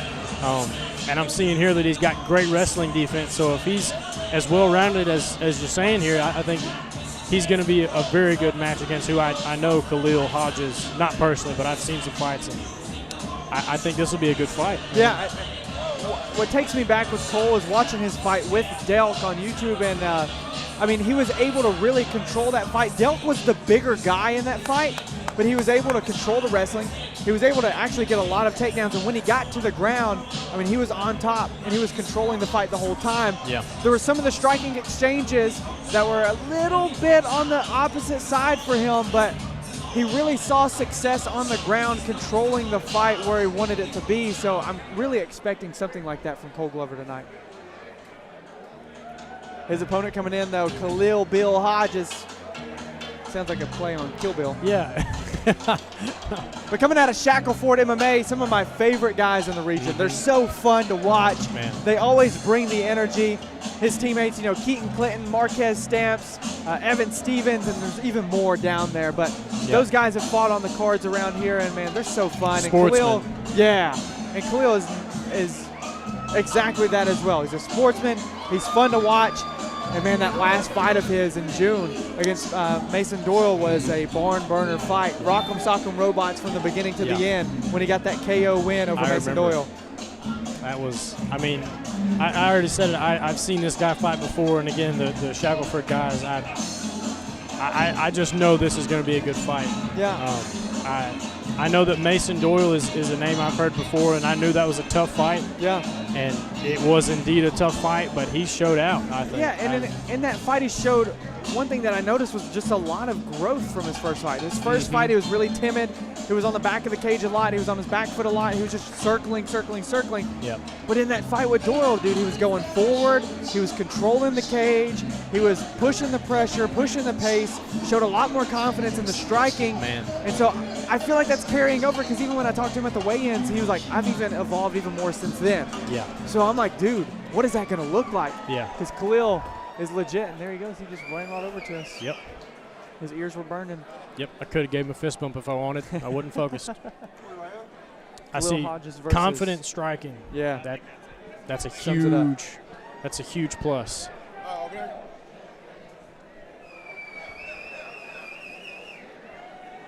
Let's send it over to Richard. Ladies and gentlemen, this next contest is set for 3 3-minute rounds of MMA action. When the fight begins, the man in charge, referee Jason Aldridge. And now, introducing first, fighting out of the blue corner, weighing in at 135 pounds from Mayfield, Kentucky, representing Bushido MMA, Cole Glover.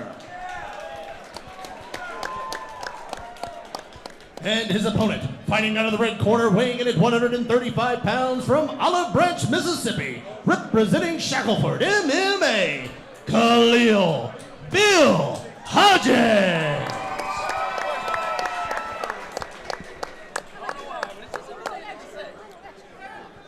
Let's get it going. Let's get it going. Fight number 6 already. We're halfway through the card after this one. Oh, I can't wait. Here we go. So arguably you could say striker versus wrestler. Oh, big right hand off the bat from Khalil. Oh, and huge strikes. I'm seeing that forward pressure you were talking about a little bit. But do you see the confidence? He's switching stances. Wow. And a big slam. Wow. We didn't see that in the Doyle fight. Nope. But he said he's evolved. He's going into the side saddle position, back to side control now. I only know that from the UFC video game. That's the only reason I know that. That's exactly the semantics don't matter. All that matters is that Khalil he's in it. He's trying to pass probably looking for a knee on belly here if I had to guess. Trying to posture up and get some shots down. Yeah. A lot of times with jiu-jitsu you have to stay tight, but when it comes to MMA, you have to at some point posture up. He was trying to go for the mount, got caught in half guard. Yep, you got to be careful stepping over big with mount. I was almost thinking maybe he was going to try and go for like an arm triangle there, but going for the rear naked choke now. On the back. Oh, he's got to start getting that hand off of his neck. It's not under yet, but he could be cranking it. A neck crank does not feel any better than a rear naked choke. No. Oh, that's tight too. If you're Cole, you got to start using the cage or the floor to get him off of your back. Oh, that's so tight. That's in. Oh, and he taps. Wow. Khalil Hodges with a submission victory. Confident striking and confident wrestling. Wow, man. Like he said, I mean, he's evolved from the last fight, and dude. Yep. I think I even see a little bit of a cut on Cole's eye there. That left eye. Wow. What a performance by Khalil Bill Hodges.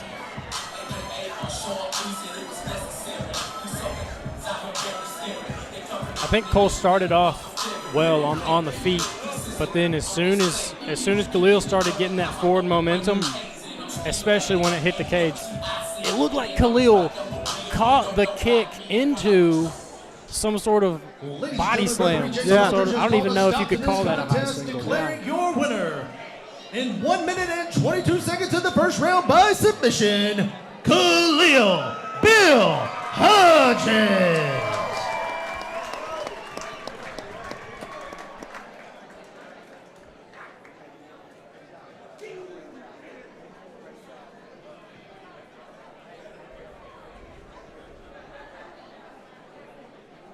Man, you come out here, you didn't even hardly break a sweat.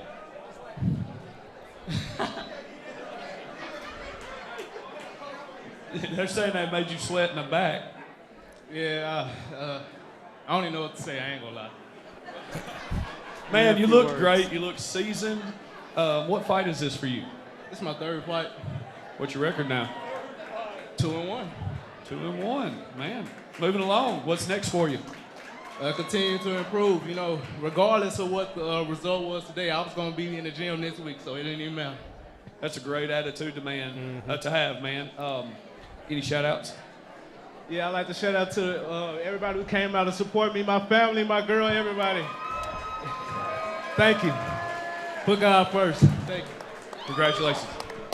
Khalil Bill Hodges with that first round submission victory. Yep. Like I said, those Shackleford MMA guys are fun. Look at them posing. The energy, dude. The energy. Is the insane. vibes, if you will. But again, I mean, it started out with that straight right that really rocked him, and then from there, a combination made Glover go back. He threw that kick, he caught it like you said, and man, that was the insane. Slam was, I mean, that was the end there. You know what I mean? If there is a textbook slam, that was it. Good job, dude. What a great fight. That was great. All right, so we're halfway through the card. Halfway through. Already? Already halfway through the card. You know, at the beginning of this, we had made jokes about wanting it to just be over. Just wanting it to be done. Just wanting to get this thing done. Yeah. I would be fine if this lasted all night. I'm having a great time. You know, I am having a fun time, and I think it's really due to you being next to my side tonight for the commentary. I don't want Lawton to feel bad because he's my normal partner, but he's busy running the stream right now. We wouldn't be able to be here without Lawton pointing that camera at us. Yeah. This one's for you, Lawton. Yeah. Everybody at the Knuckle Sandwich team. So what's your analysis right now, halfway through the card? I mean, Do you have a fight of the night contender, a submission of the night contender, a KO of the night contender so far, Lane Rowe? I got to say, let me look through and make sure I don't mess these names up. Okay. I mean, actually, no, I know that. Fight of the night, Alan Esparza, Pablo Martinez has to be. Yes. So far. That was the only thing I have. I mean, we're only halfway through. And we still have 2 Aero Athletic guys who I think they're going to show out. Here comes the bias especially the main event, Corban Lights Out Lyons. I mean, I hate to be cliche, but I'm so excited for the main event. Yeah, I mean, that's the main event for a reason. It's who the card was built around, you know, like we start making matches here and there of like, oh, we can put these guys there and we can put these guys there, but once you have that main event, then it's really like, okay, the card is coming together. Who are we going to get to open up for these guys? Because, you know, and we talked about this very beginning, in the opening, like, they're going to bring it. And this smaller cage makes you kind of bring it, right? Like, I mean, you have the experience in the smaller cage. Hub City, unpartially, is one of the best venues around for multiple reasons. But that tight cage, man, it really is. It makes you fight. Yeah. And I think these guys, I love sportsmanship, but there's a little bit of a rivalry building with it already. I mean, we saw last night. Yeah. Doesn't matter who between. That was some fireworks just in the weigh-in. So imagine when they get their hands on each other. Fireworks. Another one of my, if you don't know, now you know fights is coming up next. Mason Fuzzell versus Austin Long Haul Little. This fight's going to be sponsored by Roco Construction, and first to the cage is going to be Mason Fuzzell. Now Mason is from Matlock BJJ, again another product of Martin, Tennessee. He's got a 1-0 record, and dude, did you see his first fight? I didn't see his first fight. Oh man, I watched it live. Black Cat Cage Fights. Wait. Head kick knockout. I think I did. Oh, it was nasty. It was disgusting. The other guy seized up. And immediately I messaged Ryan and I said he has to be on one of the next cards. Yep. I see a ton of potential, and really I could see him going down to 145 in his future because he weighed in at 152 and a half. Yeah. You had experiences like that, like you weighed in a little lighter and you're like, oh, maybe I can make 45. Yeah. Gives you a little room to grow. But Fuzzell, dude, look, I mean, he's got like this karate kind of stance. He's going to be using a lot of kicks in this fight. He has promised me probably 37 times just today, fight of the night, banger, fight of the night. And I truly believe this kid's going to bring it. And I know that his opponent is also going to be bringing it to the cage as well. Yeah, I mean, this is my weight class. I'm looking at possible contenders, so I'm doing a little bit of scouting right now, but I'm very excited. I mean, both of these guys looked sharp last night, and I remembered I was cornering in that fight that he head kicked that guy. I totally forgot about it until right now. I was cornering Trevor Grice, and we were in the back watching it. Yeah. Who we got right here? Austin Long Haul Little. Now, I am a non-biased commentator. Yeah. But I do like to create relationships with all the fighters when we build the cards and things. And Austin Little has become, honestly, probably one of my favorite guys to book. Cool guy. But also just a guy to talk to. I mean, he's so cool. He's so appreciative of what he did, what he's doing. And so when he first started out, he was 0-2. I mean, he came out on not the greatest streak, but his first fight was against Manny Falcao Santos, now one of the more dominant welterweights in the region. Then he had this fight of the night brawl with Hayden Hicks, but now he's on a 2-fight winning streak, both by submissions. And so I've talked to him a couple of times, like, what can we expect from you? And honestly, he's just very well-rounded. He can stand, he can throw, he can bang, he can go on the ground, he's slippery off of his back. But, I mean, Austin Little, again, is one of those guys, he's just promised me a banger fight, and I do believe both these guys are going to bring it for fight of the night potential. I mean, I'm not very good at math, but one guy promising fight of the night and another guy promising fight of the night, we might just get a fight of the night. Yeah, and so the cool thing with Austin Little here is he actually said your name in a post-fight interview. He said he didn't call you out. It would be an honor to share the cage, is what he told me. He's calling for your name eventually, right? Yeah. But right now he's got to get through Mason Fuzzell, and he just gave me a thumbs up. Fuzzell's ready, man. Fuzzell has been excited. Grounded. He's been punching the floor of the cage while we were talking. Yeah. He is ready. You can tell when someone's ready to fight and when someone's just kind of like a little bit nervous, a little anxious. When they're just there. Yeah. Just kind of going through the motions, I guess, both of these guys. Another thing I love about Austin, you have to enjoy these moments. You train for so long that you get so focused on the fight. Sometimes you got to pep up the crowd a little bit. Austin always kills it. He always brings a crowd too, dude. Yep. Like even in Jackson, he brings Ladies the and gentlemen, entire this next contest is set for city of 3 3-minute Dyersburg. rounds of MMA action. When the fight begins, the man in charge, referee Jason Aldridge. And now introducing first, fighting out of the blue corner, weighing in at 152 pounds from Martin, Tennessee, representing Matlock BJJ, Mason Fuzzell.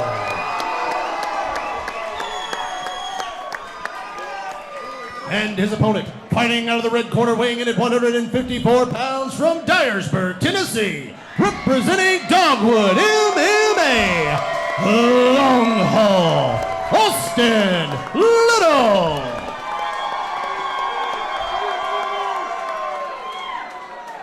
Loudest crowd so far. So far. On both sides. And there was even a Jackson guy that fought earlier, but Yep. still the loudest crowd. Oh, I'm excited. Fuzzell's giving the head nod of approval for Here the we door go. being locked. Let's see what happens. Again, already coming out light on the feet, both guys. Both are really confident in the stand-up. I mean, Little has those 2 submission victories, but he is confident in standing and throwing with anybody. And 2 big calf kicks to start out the fight. Yep. Both doing good at measuring. Trying to find the range. Ooh. Nice head kick. Again, another, good body. yeah. I mean, he's looking for that head kick. Now, Fuzzell did tell me he wants his fight to last a little longer. He wants to show what he can do. But, man, he kicks hard. Oh, my goodness. He's going for the guillotine? No, not really. He's just trying to control a little bit, maybe get back up to his feet, right? Austin's good at kind of sucking him back in towards his hips. Great job of wrapping up those legs, pulling him in. He's gotten past a butterfly on this left side. This is where we're going to see Fuzzell, Nice. how confident he is in his ground game and how well-rounded is he, because we know Little is, right? Yep. So we're going to see this wrestling and this BJJ from Fuzzell. Ooh, I don't know how I feel about the wrapping the head on the cage right now. So you want to turn away from him, correct, to try and break this out, or Yes. what? Yep. If I was Austin, I would have tried to stay on the body a little bit longer. I like what Fuzzell's doing here. He's trying to make sure that he can't get his hands together. When you get your hands together, the takedown is easy. Yeah, you control it a lot more, right? Well, it looks like he's got them together almost now. Yep. He's trying to wrap up this leg closest to him. He read that strike really well. Yep. Austin's landing some good strikes against the cage here. Yeah, definitely. He turned away. That's what he needed to do. Great job by Fuzzell. Good Nice takedown body. defense. Good knee to the body. Oh, and he's a little wild. Oh, my goodness. Big shot by Austin Little, though. See, these double unders here, that's what I would want as Fuzzell. Fuzzell doesn't, he needs to get his head out from underneath the center. Oh, is he going? A possible Darce? He's trying to get over to Mount from here. Look at this. And he tapped! Darce choke, Austin Little! Nice job. A beautiful Darce. What a great fight. An excellent fight. Hey, them two put on right there. It may have been first round, but they put on right there. That was a fight.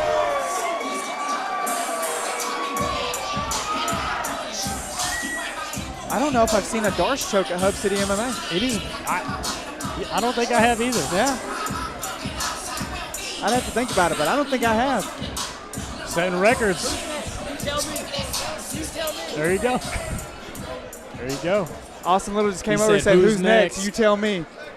You pointed at me. I was just answering his call from Yeah, you. hey. Referee Jason Look, hey, I Aldridge got has no called problem a with stop it. to this contest at 2:14 in the first round, declaring your winner by submission, Long Haul, Austin Little. Great fight. Great fight. Great fight. Great fight. A lot of good combinations from Mason there as well. It just, that jiu-jitsu, man. Jiu-jitsu saves lives. I want you on ASAP. I want you back on ASAP. I'm old as all get out, so it's been a minute on my jiu-jitsu, but was that an anaconda? Anaconda, baby, yup. Anaconda. Oh, Yup, look he at gave that. me that neck and I snatched it. That's what I do. Where in the world did you come up with that? Hey, it's just what I do. Y'all seen it before? Hey, kid's got good striking. There was a knee that landed to my face over here. We eat those. But that's part of the game. Hey, that's part of the game. He's athletic. He hits hard. But, you know, we weather the storm. We get it done. What's next for you? Ryan, what's next for me, baby? You tell me. Brandon, you tell me. Hey, I've already said, I think I said at the last fight, 155, we know who runs the show.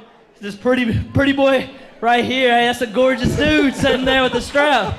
Hey, I got nothing but love and respect for Lane. Same here. And everybody should, because that dude's a hell of a fighter. But I'm chasing him. I'm chasing him. Every fight I'm chasing. Uh-oh, it sounds like we got a Wagner on our hands here. Hey, I tell you one other. If y'all don't think I'm ready for Lane yet, I'd really like to get that Hayden Hicks win back, because I think everybody knows how that fight would go down. Well, it sounds like we need to set that up. Well, man, you got any shout-outs you want to give? Man, first and foremost, I want to thank God, because without him, none of this is possible. I mean, he's the one who gives me the talent and ability to do this. Secondly, man, this guy sitting right here, I got so much love for him. Just everything he does for me, the team, the gym. Man, I can't praise him enough. John Perez, I love you, bro. Doug Wood, let me hear y'all. I love my team, baby. That's been my family for the last 6 years. I love them. I got my friends back there. Thank y'all for coming out and supporting. Jackson, Tennessee, I love y'all. Congratulations, man. Killed the fight and killed the mic. Holy Dude, moly. killed the mic. Holy cow. I can Austin barely Little. talk most of the time. Yeah. I already have a big southern accent, or a large southern accent. Yeah. It's already hard for me. 100%. Man, I said it earlier, I really like Austin Yep. Little, man. I Good love dude. Austin Little. Yeah. I love Austin Little. But 3 submission You wins. can say it, Brandon. You can say it. I can say it.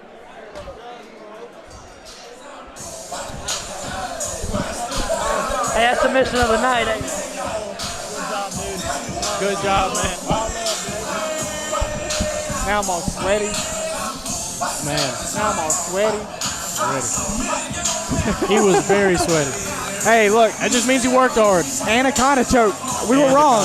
We thought it was a Darce from our position. I don't know. I might have to watch that back. Yeah. I don't like being wrong. Yeah. So I'm gonna have to watch it. But hey, regardless, so far I would say that's submission of the night, because that's not something you see very often in an amateur regional promotion. But with 3 straight submission wins in my matchmaker brain, I'm automatically like, we need to find a ground guy for Austin Little. Yeah. Or somebody that's a little more well-rounded, because if we look at his wins, it is against great guys and really tough guys, but at the same time, not a lot of jiu-jitsu background. I want to find somebody that can go to the ground with Austin Little and maybe slip out of some of these submissions and really put a little bit more of a test. I mean, obviously, Lane Rowe, you're one of those guys, but you have a fight lined up already. I do. How about we talk about this fight? All right. November 23rd. November 23rd. And Minglewood Hall, that is like, that's authentic right there, Yes. Memphis, Tennessee. Yep, for Trogan Fighting. And actually, For this lady right here. Daisy Mira is actually in charge of the show. She's having me on, and I'm very excited to be there for the fight in Very November. big matchup. Elijah cool. Woodruff and you going at it. Yes. Huge matchup. So, how's training so far? How you feeling? I mean, camp hasn't really necessarily started, quote unquote, for you, or yeah? So it sounds so cliche, but it's just true. We don't stop the camp. Yeah. Because there are days where we might get a 4-day notice fight. Yeah, fair. Coach does not. Shout out to Anthony Jones from Arrow Martial Arts. Everyone from Arrow Martial Arts, but he won't let us let up. Every day is lasered in, focused. So training camp's already started. Yeah, we're already ready. The only difference is the diet, and this Buffalo Wild Wings ain't these serving chicken me very nuggets well. are looking pretty good right now, Brandon. I gotta say. But no, I think it's going to be a good fight. I know very little about him other than he's beat some good tough, guys, bro. He's beat some good guys. He's from a good gym, I believe, and it's going to be a good fight. I'm excited. Yeah, he trains out of Ohio up with Matt Hamill, the Hammer. Yep. I mean, super tough, durable guys from what I've seen. I've tried to book you guys before. Back for June, it was one of the guys that originally I'd reached out to. And, I mean, Let me ask you a question. Yep. What was the appeal of our fight?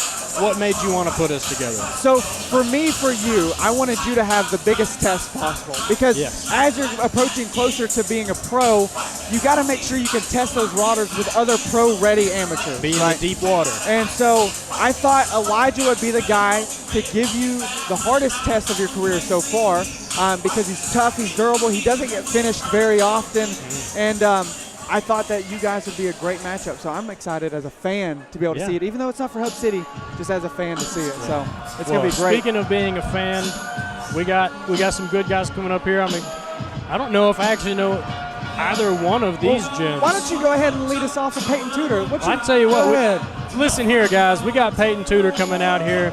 He's fighting out of BWMMA. He has a 2-2 record. His last 3 fights were an injury loss against Jartavis Jackson, which is a big name. He is a very tough opponent. A TKO win against Devin Scoggins and a TKO loss against Adrius Walls. Another tough name. Another tough name. And he seems to be a balanced fighter. He's good on his feet and on the ground. He's coming off of a 2-year layoff, which I remember talking to someone about. That makes a difference coming in off of a 2-year layoff, but it also gives you plenty of time. And it says he's coming off of an injury. You get plenty of time to work a lot of jiu-jitsu even with an injury. I'll say that much. So maybe we'll see some improved ground game. Number 11 bantamweight in Mississippi, and I'm not really a sucker for rankings, but they're there for a reason. Well, we have 2 ranked fighters in this fight now, and his opponent is about to come to the cage as well. So Mouhamed Cisse, fighting out of Whiteside Combat Center out in Clarksville, Tennessee, my neck of the woods. There you go. But another 2-2 record guy. I mean, his last 3 fights, TKO loss, split loss, and then a split win over Ronaldo Hernandez, which is a familiar name around here at the Hub City Park. Opponent. Right, very tough guy. From what I understood about both of these guys, they're both strikers, but they are well-rounded in each area, but both of them really like to strike. And that was kind of the appeal for putting them at fight number 8, because you put 2 guys that are going to strike. I mean, we saw it with Pablo Martinez and Alan Esparza earlier, but, I mean, it's going to set off fireworks, right? And so finishing our prelims with this fight right here, man, I mean, it's a huge one. For Cisse, I know a lot of his teammates. I mean, he trains with like Jason Danner, Nathan Moore, his coaches, Tyler Martin and Mike Merriman. I mean, those guys they've been around for a really long time. Nate Landwehr fights out of that gym, right? So, he's predicting this 2nd or 3rd round finish, so he's not expecting it to be an easy fight, which I really respect from his end. That he's not like, I'm going to go in there and run through this guy. He's like, I know he's going to be tough. He knows the game. Yeah, I know he's going to be tough. I know he's going to be a little difficult. I know it's going to be hard to put away. I know I can do it. It's not going to be the first round, though, and I respect that. And like I said, both ranked number 27th featherweight in Indiana. So the last time I think he fought in Tennessee was at the Hub City card against Ronaldo. So, man, I know Ronaldo is probably one of my favorite fights. But I don't want to talk about me, but a very tough opponent. Selfish. Very, very tough opponent. So I know that a split win against Ronaldo, that stands out to me because I know he's a tough guy. Definitely. So, I mean, I think for both of these guys, for 2-2 on both sides of the board, somebody's walking out of here with a positive. Yeah. Yeah, and definitely. Sometimes you lose sight of that with it being an amateur record, but you never know what this record means to these guys. So. Who wants it? Well, I do know that Cisse actually wanted to call out Corban Lyons, and we were kind of like, man, let's get you another fight. Let's get you back in that cage. So, I mean, we're looking at a potential number 1 contender fight, seeing how this fight goes. So, it makes it even more interesting. This fight is going to be sponsored by Tried and True Lightscaping and Irrigation. Here's Ladies Richard. and gentlemen, this next contest is set for 3 3-minute rounds of MMA action. And when the fight begins, the man in charge, referee Jason Aldridge. And now, introducing first, fighting out of the blue corner, weighing in at 135 pounds, from Pontotoc, Mississippi, representing BWMMA, Payton Tutor. And his opponent, fighting out of the red corner, weighing in at 137 pounds, from Clarksville, Tennessee, representing Wildside, Team Henson BJJ, Mouhamed. Cisse.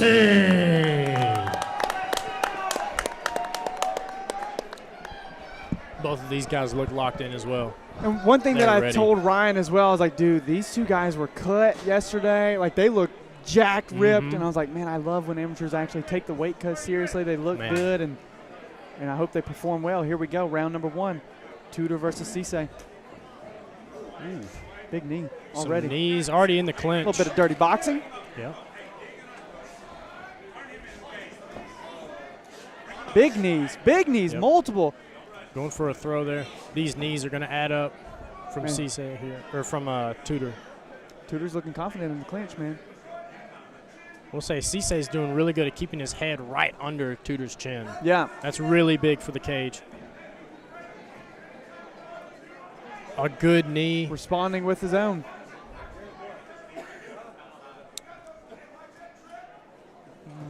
Yeah. Tutor's going for these trips Good multiple reversal. times. Now he's up Going in the for a high crotch. single. Yeah.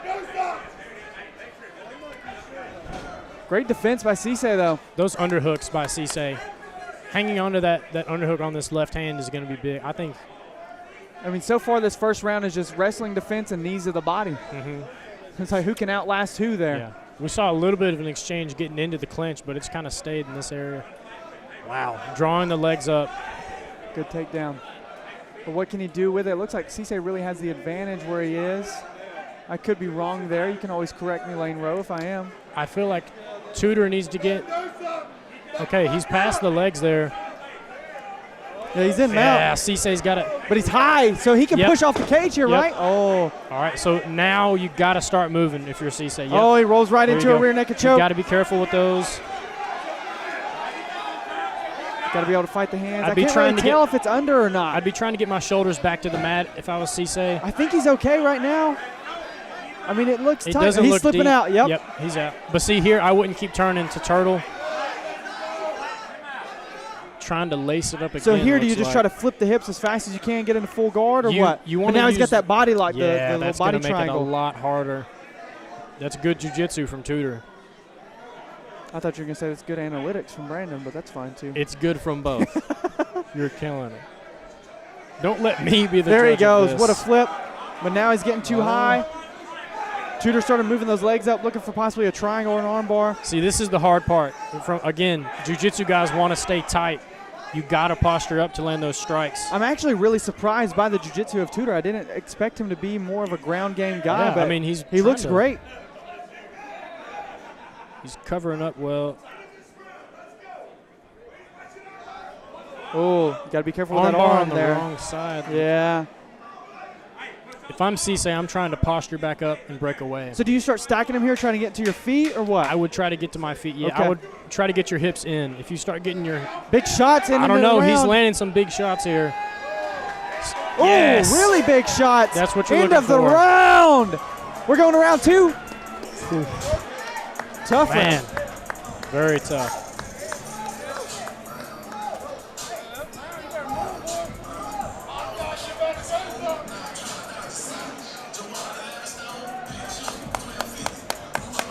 Yeah, so if I'm Cisse, what I learned there is I think he's Tutor not thought that afraid he of lost, that they stopped the fight, and it wasn't the end of the round. He looked confused, like, why are y'all coming in here? Why are y'all rushing? that is not good That's for not the good. mental. That's not good That for is the mental. not good for the mental. You were about to say, I think Cisse something. If you still have that train of thought. Yeah, if I'm Cisse, I'm learning that this guy's willing to do jiu-jitsu. I saw a couple of trip attempts from being against the cage. Yep.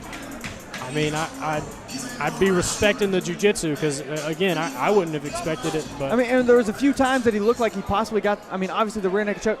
Oh, Tutor. Jason Hodges wages off. Looks like Tutor can't continue into the second round. That means it is a first round finish for Mouhamed. Cisse. we can't forget the ground and pound at the end there. I mean, it just. And that did a lot. I mean, that was got hard. it rattling. That was hard ground and pound.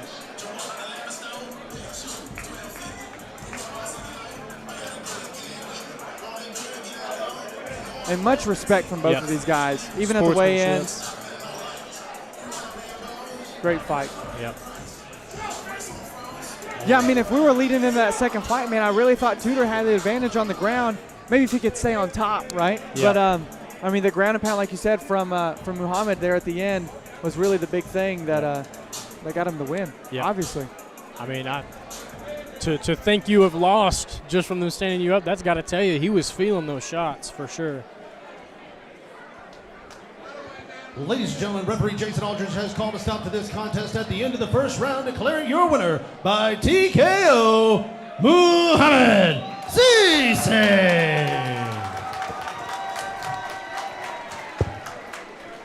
Yeah.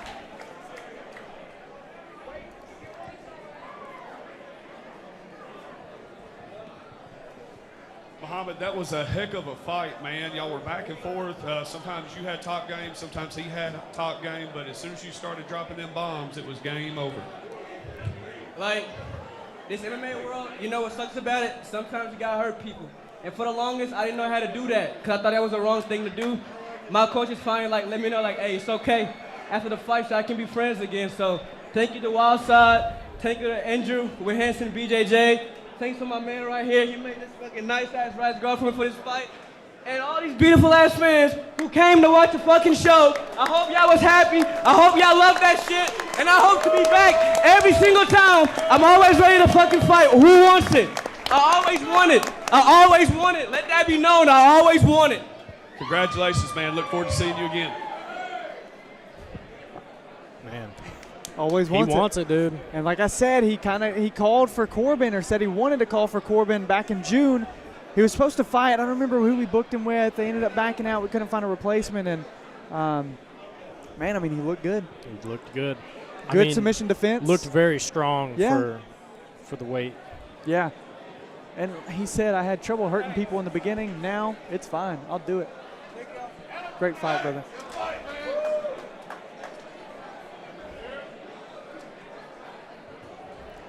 Ladies and gentlemen, we're about to have Ryan and Devin Collins come up into the cage. I have a special announcement. Ladies and gentlemen, once again, we'd like to thank our sponsors, Precision Blasting and Coating, Roberts Construction, Clouser Construction, Farm Bureau, Hunter Logging, the Pine Ridge Club, Tried and True Lightscaping and Irrigation, D&T Tree Service, and Jackson Pet Emergency Clinic. Guys, if you're having a great time out there for Hub City MMA Fight Night 9, give those sponsors a loud round of applause. Couldn't do it without them. They're here. All you can do better than that, Jackson, Tennessee. Give those sponsors a loud round of applause.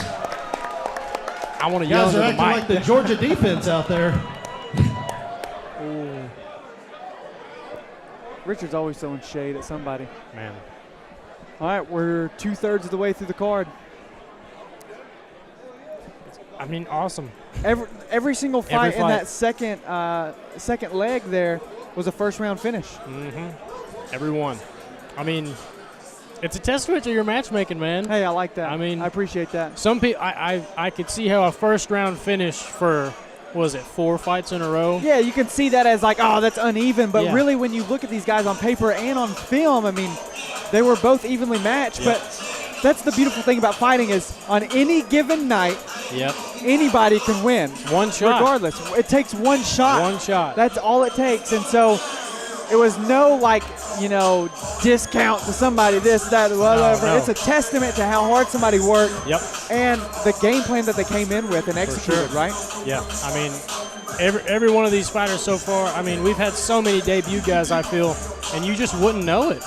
Everybody's displaying their skills well 100%. and representing their gyms well, which I know is a huge deal for everyone in my circle. Yeah. And I feel like everyone should be proud of their performance, win or lose tonight, but we have had some incredible wins. Yeah, especially in the regional scene, because in a lot of these gyms, they don't have these big pro-name guys, UFC fighters, whatever. So as a team, collectively, you're all trying to make a name for yourself, right? Yeah, and that's right. Aero Martial Arts, I keep saying Aero Athletics, Aero Martial Arts is one of the guys, like, you guys have made a really great name for each other. This time we'd like to recognize our ISKA rep here.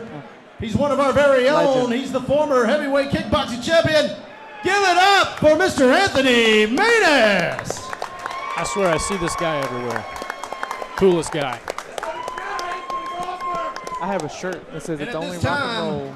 Anthony Joe. We'd like to welcome to the cage the owners, founders, promoters, / everything else for Hub City MMA. Please give it up for Devin and Ryan Collins.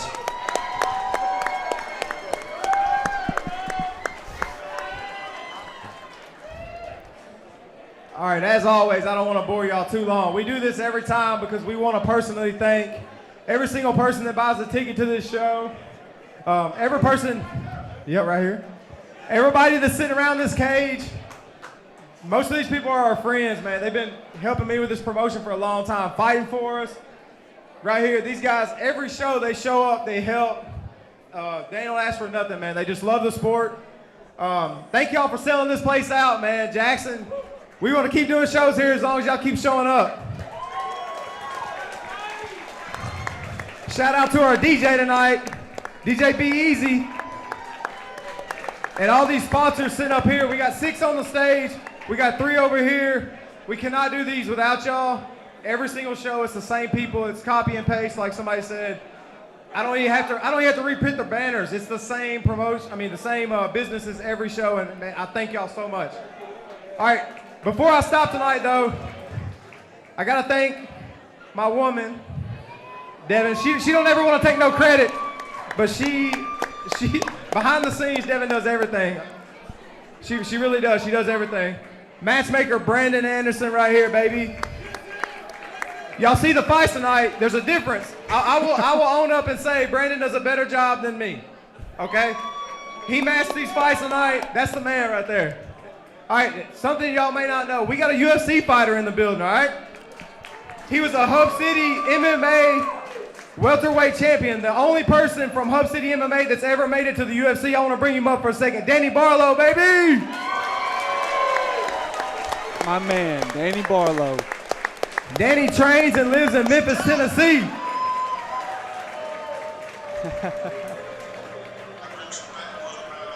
Of course, I got to play the Dolph for the Memphis man. Got to. Man, I've had a lot of good conversations with Danny, whether he remembers them or not, dude. He's one of those guys where you naturally gravitate to him. Like, he just... Y'all give it up for Danny Barlow!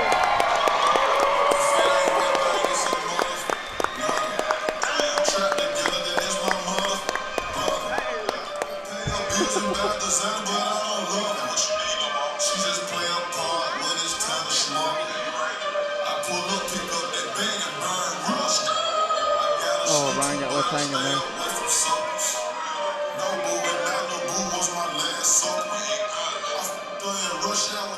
All right. I'm going to hand this mic over to Danny. Danny was our welterweight champion when he was an amateur, 170 pounds. Danny, I'm going to let you talk, man. You're the only person that's ever been from this promotion that made it in the UFC. He's 2-0 in the UFC. That's huge, man. That's huge. From Memphis, Tennessee, Danny Barlow. Hey, man. Hey, I'm just going to say this, bro. This has been the livest show, bro, I have ever been to, bro. I ain't capping. But I'm going to be real with y'all, bro. I'm from Memphis, and I have Memphis promotions, bro. They haven't shown me this much love, bro. So I appreciate that, man. I was just going to come through, fall through, and just sit back and just enjoy the show, because I know it's going to be live, man. Hey, I don't know if it's the blue. You know what I'm saying? They get that Memphis vibe in here. These guys be thumping every time they get in this cage, man. Hey, when I fought for this promotion, it was actually after my first loss as an amateur, bro. And it was my first fight coming back in Hub City for the belt. And they called me, they want me to fight for a belt. So I was in a dark moment, bro. I had the beard. I ain't got a haircut. I ain't get a haircut for like 6 months. I came in here, bro, got that title, bro. And like I said, it's been love ever since, man. I ain't gonna talk too much, man, because I want y'all to get back to this nice show, man. These guys that's out here fighting. But I'm gonna let y'all know I do this for these guys that's fighting in the cage, bro. This is not an easy sport, bro. We breaking arms, breaking legs for real, like we do it. And hey, and every time I come and see these young cats fight, it just remind me of where I come from, bro. But also, man, remind me of these fans, man. They're so close and personal, man. And always turn, man. Hey, like I said, bro. If y'all don't know who I am, man, I'm Danny Barlow, man, left hand of God, bro. You can follow me on IG, bro. I'm telling y'all, I love y'all, man. Like I said, this is a home crowd for me. Like I said, I got the picture. Y'all might think I'm lying, bro. But I got that Hub City picture up in my room. I look at it every day, holding that belt, bro. Hey, so I love y'all, man. And if y'all think I'm lying, I'm posting the video on IG tonight, bro, just to let y'all know how real it is, bro. Hey, appreciate it, man. Y'all stay blessed, man. Y'all stay out the way, man. Shout out to Memphis, Tennessee Law School MMA at Bryan Hall. Man, my coach Jason in here doing his thing. I told him to dance for y'all, but he lame in here. Hey, man, I love y'all, man. Y'all stay blessed, man. Daisy, good to see you, baby. I love you, man. Yes, sir.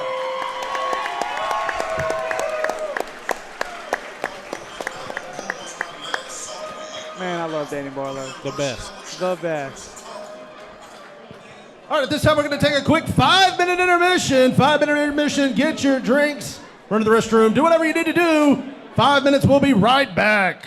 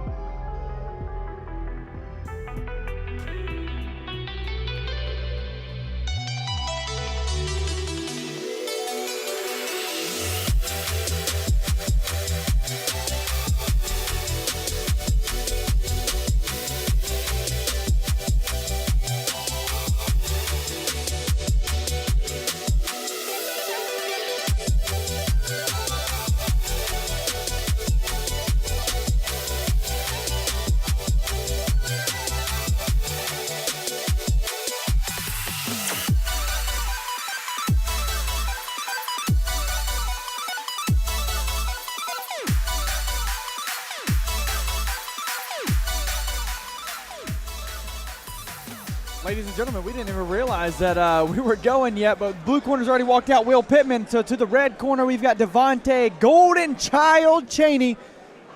Jackson's born and raised, one and only.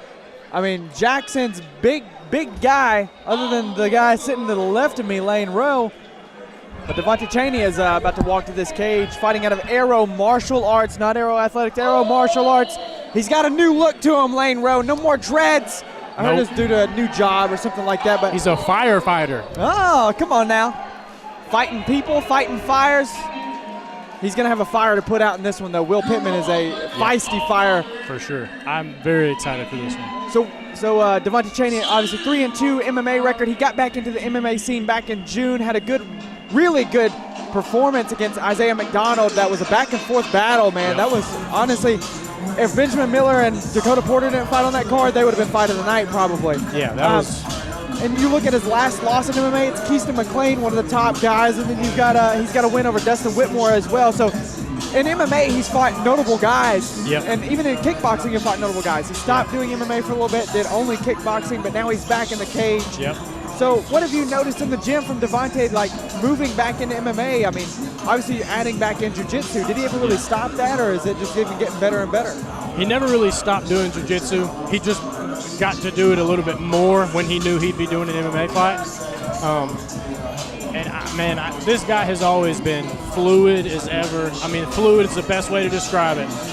Dude just moves faster than you could realize, and you just never see him coming. Yeah. You always think you got him figured out, and he changes it up on you every time. Well, I just want to throw this out Crafty. there. Will Pittman called for this fight after his June fight. He Ladies said, and punch your gentlemen, match this with next contest Chaney. is set Here it for is. 3 3-minute rounds of MMA action. When the contest begins, the man in charge, referee Tyler Martin. And now introducing first, fighting out of the blue corner, weighing in at 151 pounds from Paducah, Kentucky, representing Bushido MMA, Will Pittman.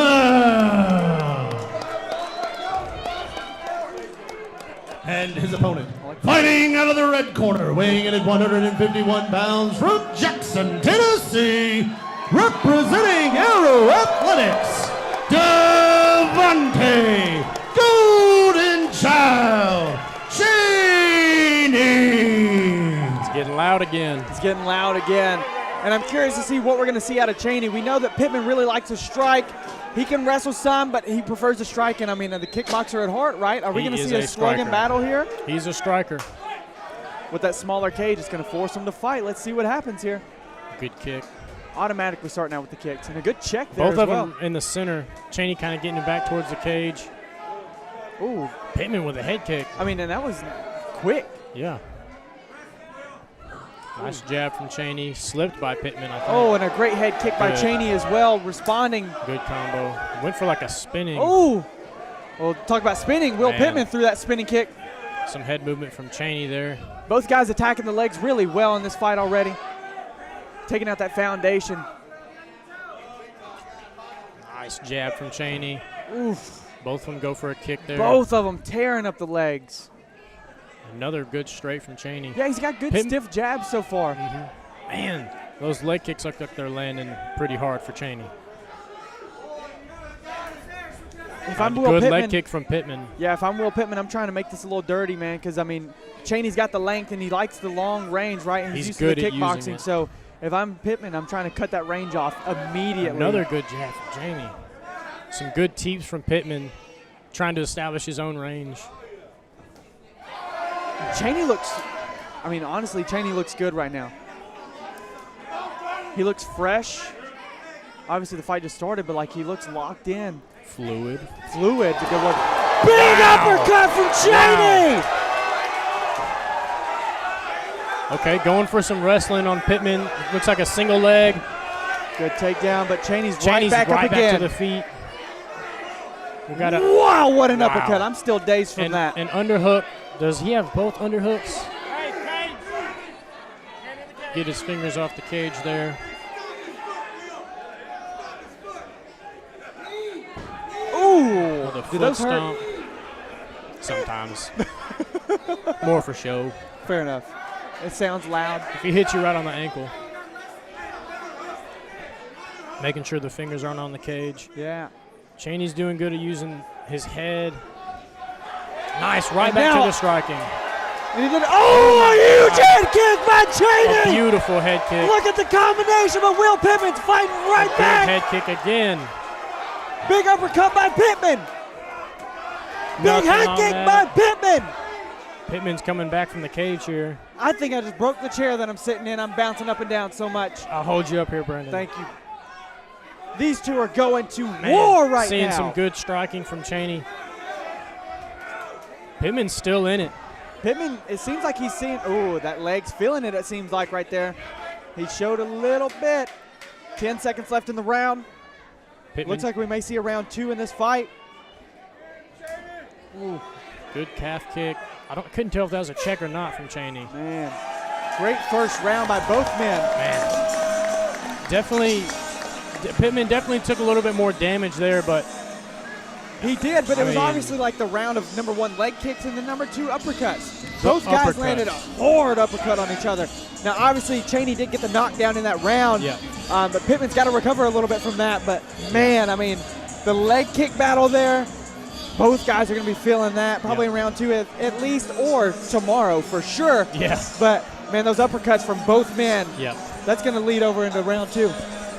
Yeah, and I mean, the way that Pittman is, Chaney's usually really good at establishing how far away he wants to be, how close to you he's going to get. And that really helps him land that uppercut, right? Yep. But it seems like Pittman, those teeps down the middle are what really are going to challenge someone trying to establish their own range. Yeah. Just whenever Chaney's like, all right, I'm where I need to be, you throw that teep, and now he has to second guess it. He's like, maybe I need to be a little farther. Yeah.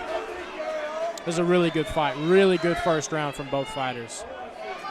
Without that knockdown, that would have been a close. Super even, yeah.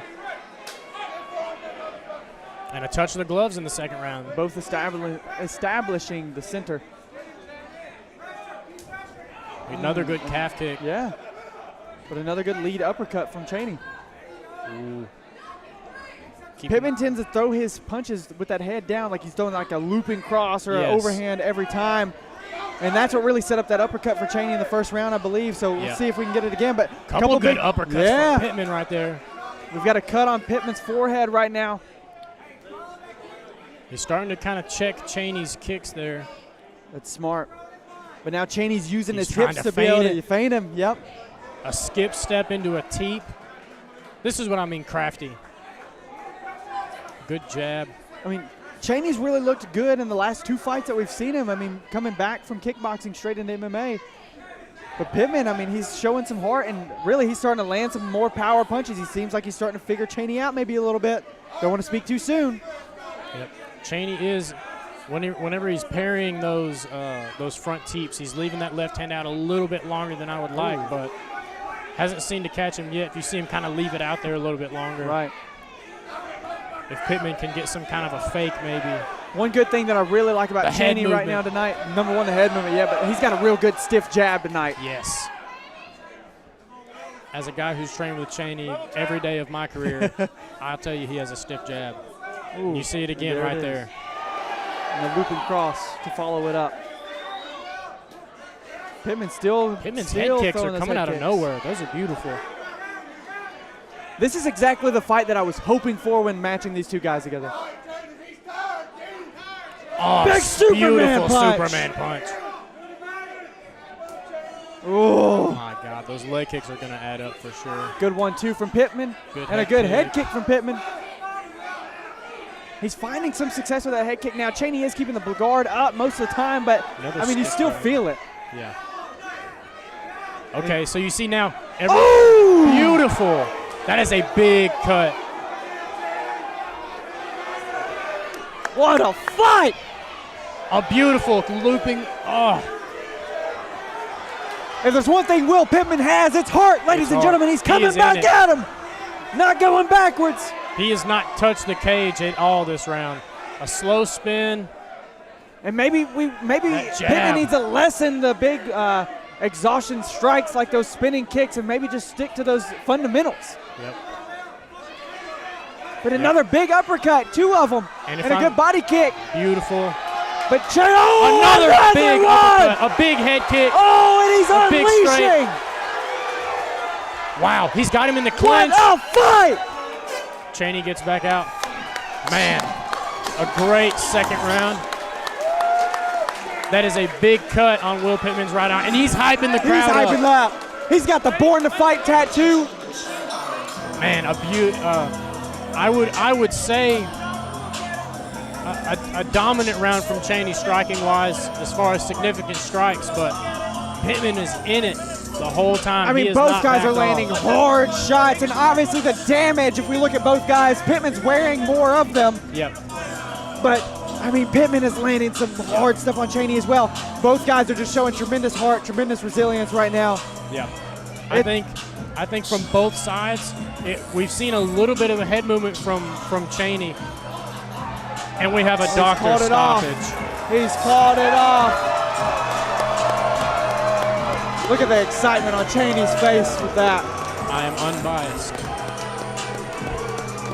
What a fight. What a fight. I mean, arguably contender for fight of the night right there. I mean, that was... And the crowd chanting Chaney. Especially that second round. A dominant striking exchange. What a fight.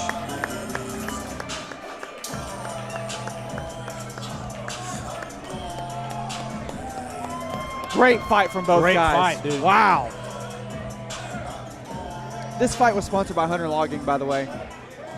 Thank you, Hunter Logging. Ladies and gentlemen, referee Tyler Martin has called a stop to this contest at the end of the second round, declaring your winner by TKO, Devante Golden Child Chaney. Some mutual respect there between 100%. them after the fight. You have to after that one. Stop. I was in my head, dude.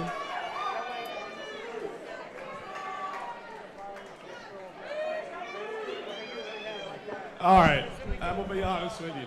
I looked over to my buddy Preston there, and I was like, man, who replaced Devante? You done got a haircut, man. I ain't seen you in a minute. I appreciate it. Yeah, nice new look. It looks like it works for you. Anyways, let's talk about this clinic you just put on. This was as good of a stand-up performance as I've ever seen for MMA. We all know you got game for that, but man, where did that come from? It's been here. I'm just glad I'm able to to showcase what I'm about to do in the near future. So I'm excited to be here. I want to give a shout out to Aero Athletics, Alyssa Maines, Station 17. My bad. Station 17 Fire Department. If you guys are in here, I appreciate y'all. My coach, my teammates, I appreciate you all. My wife, my beautiful girls. I couldn't do anything without you guys. Man, great fight. What is next? More fights. Yeah, more fights. Hey, we want the strap. 145, whoever getting it. I'm here. I'm ready for it. Glad to see you found your game, man. I look forward to the future, brother. What a fight. Devante Golden Child Chaney with the victory. I mean, Tommy Roberts said striking clinic, the best he's ever seen. I don't know if I'd go that far as saying best I've ever seen, but man, the stiff jab, the knees, the kicks, the uppercuts, I mean, everything Chaney brought out in that fight right there. I mean, it looked like a seasoned fighter. Yeah. I think if you go back and see the shots he missed, you will see very few. Yeah. Well placed. Accurate. With a purpose. Ladies and gentlemen, y'all still having fun out there? Yes, I am. I know. In just a second, awesome. our ring girls are going to be coming around with some merchandise. They're going to be throwing it out and if you want a piece of MMA merchandise, all you got to do is make some noise. Let's see if you're still awake out there.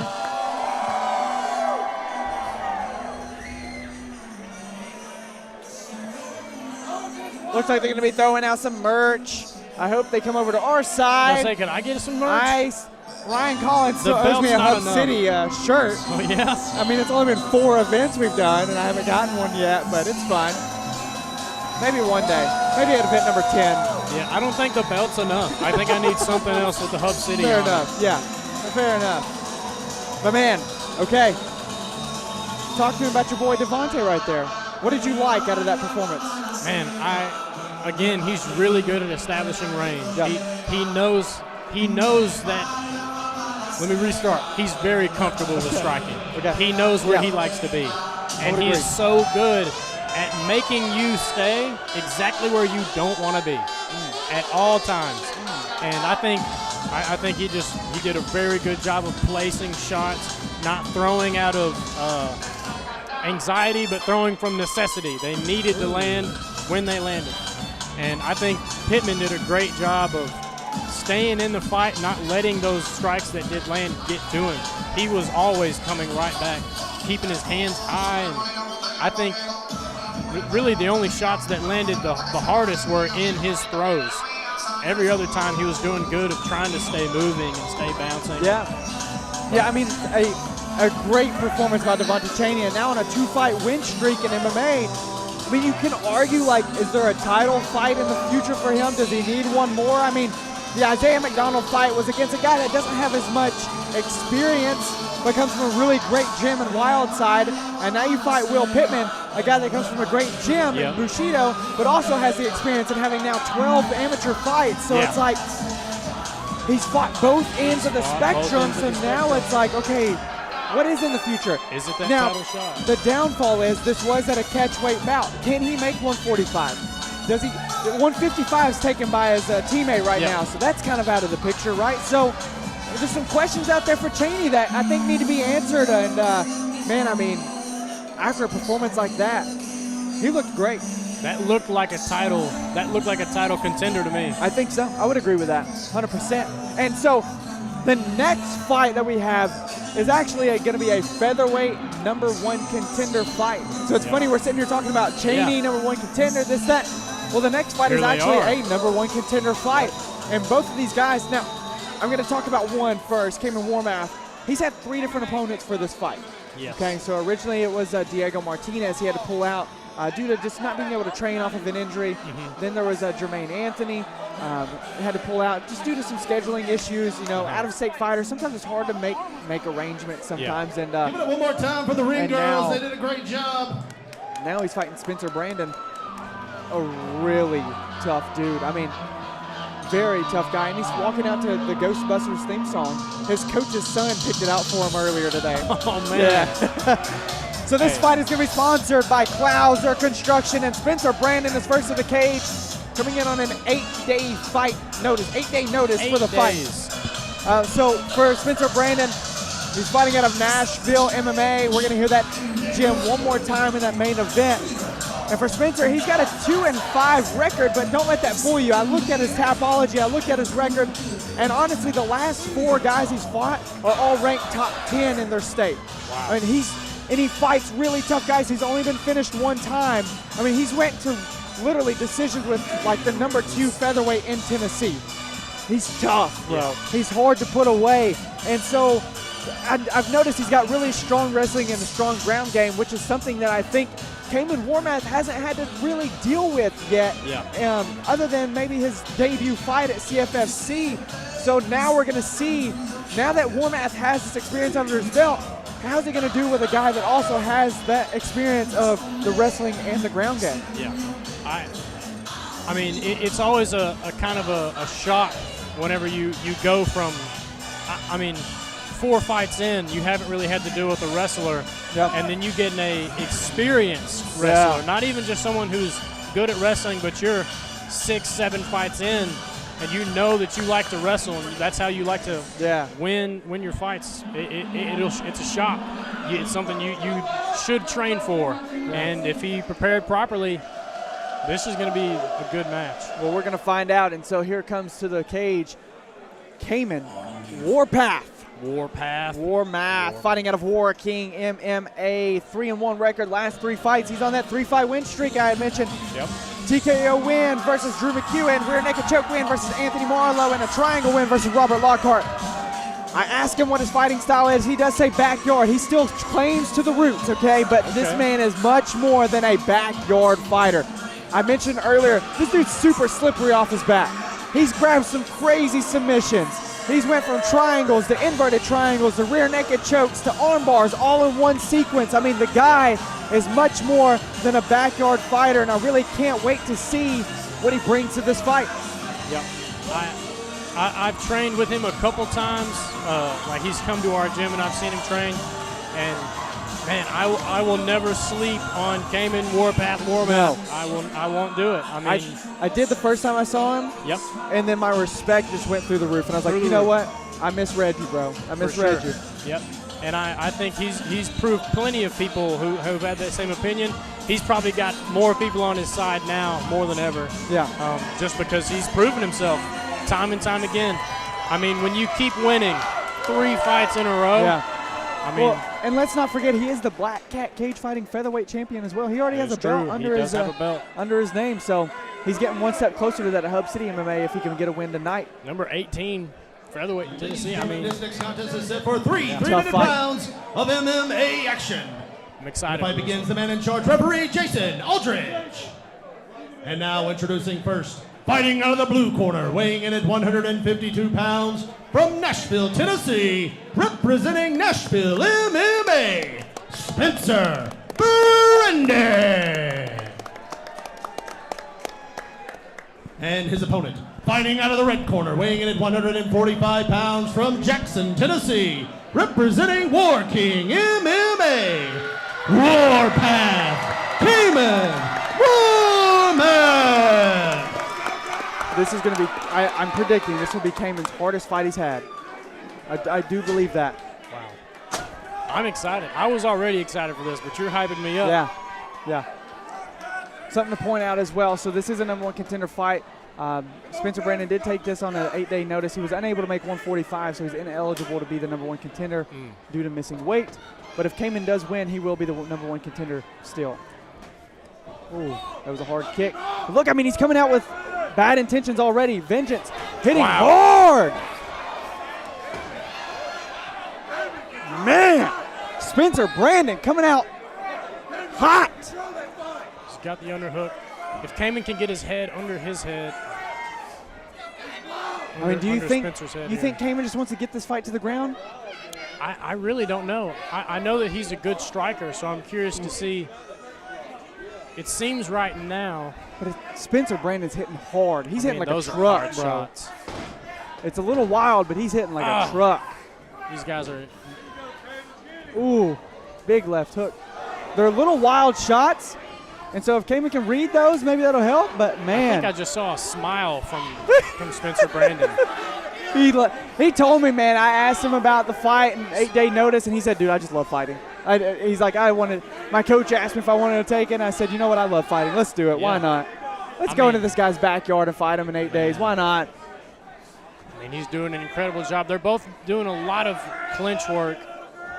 Big uppercut by Kaemon Warmath there. Pop the head up. Oh, a little bit of little taunting there, like, nothing from Spencer Brandon. Wow. Spencer Brandon's leaving his hands open a lot. Yeah. I feel like if Kaemon might be able to get under one, and there we see There's the takedown. Oh, but it's reversed. And this is the wrestling and the jiu-jitsu that I had talked about from Spencer Brandon right here. Immediately reverses, gets on full mount. This is not something Kaemon Warmath has had to deal with before. Those are big shots from mount as well. I do see Kaemon kind of trying to get back towards the cage, which is what you would want to do here. But you got to defend yourself against these shots, right, as well, while you're doing that. Wrapping the waist is a good deterrent. Man, Spencer Brandon hits hard. Spencer Brandon is hitting hard. He's doing really good of keeping his. Those are big shots.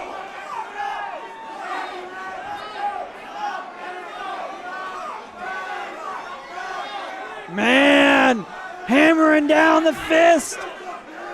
Kaemon is still fighting for it. Shout out to Aldridge for letting this go. Now, he's so high up. Oh, but an armbar! Will Kaemon get out? He's trying to roll. Is this the right move, Lane Rowe? That is a escape. I just don't know. It fully depends on. He doesn't look like he's really too worried. 10 seconds left. Can he hang on? It's 10 seconds left. That arm is Wow, what a first round. Wow. I mean, I don't think it's too far off to say a dominant round from Spencer, but the fight that is inside of Kaemon, Warmath. Incredible.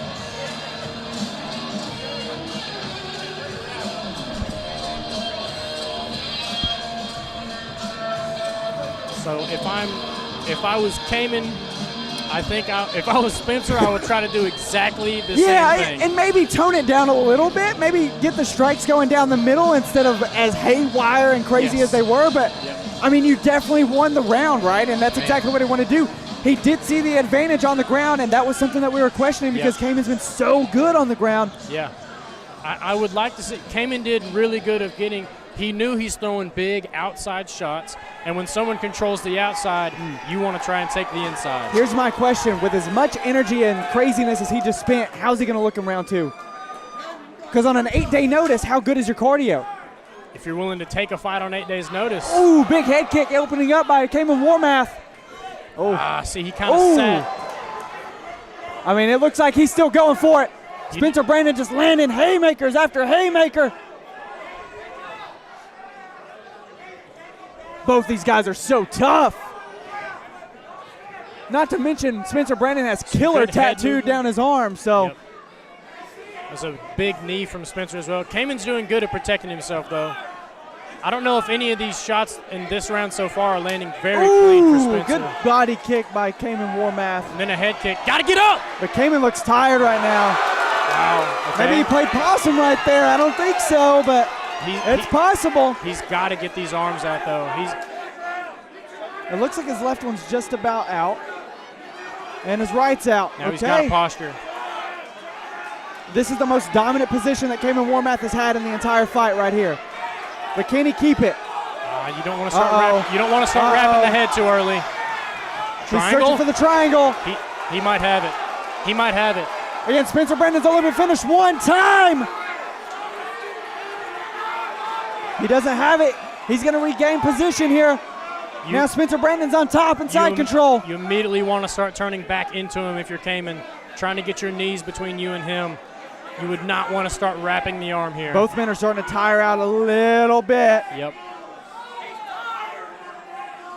These shots not really doing any damage here, just due to the lack of energy. Yep. I mean, look at these guys right here, Brandon. It looks like Kaemon's about to try and use the cage in a reverse position. But he's really good with keeping the knees tucked in, right? Yep. The wedges. The wedges. The wedges from Spencer, keeping him flattened out. But this is, again, where when you get guys who are good at jiu-jitsu, when it comes to MMA, you've got to posture up at some point. Yeah. So you're going to want to be looking for a knee on belly. He's about to give up the back here. Trying to roll him over. Into full mount. He's keeping the foot in between his legs. This is where Spencer Brandon saw the most success in round number 1. Wow, Spencer Can he looks see tired success in here. round number 2? He flips him wrestling over. back up, keeping the underhook. Wow. Back to another triangle. You got to start keeping that head down, though. Kaemon Warmath is right now. He's a little too tired. Spencer's back in that side control position, back in a dominant fashion, landing some big shots. Kaemon's going to be looking to.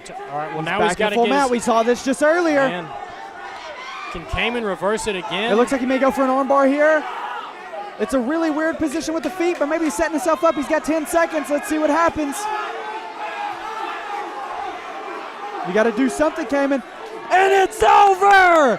Spencer Brandon TKO victory! Wow. Man. A great fight. On an 8-day notice? On an 8-day notice. Wow. I mean, that guy came out gun smiling. blazing. He is smiling as wide as ever right now.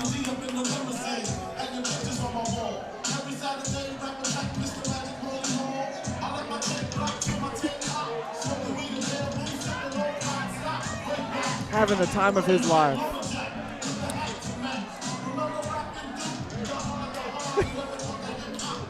Dude, I'm just laughing at Spencer, man. He's so funny.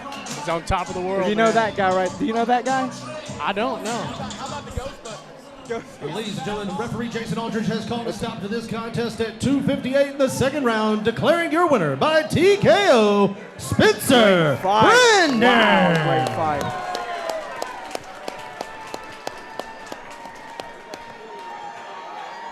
Both guys really showed out there, I think. 100%. 100%.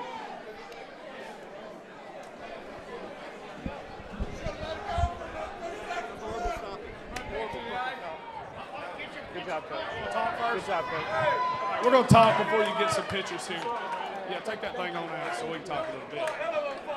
Man, fights like this and fighters like you two guys are what make MMA great. Y'all are just raw. Y'all just keep rolling and going and just beating the hell out of each other. How you feel, man? Hey, that was fun as fuck, man.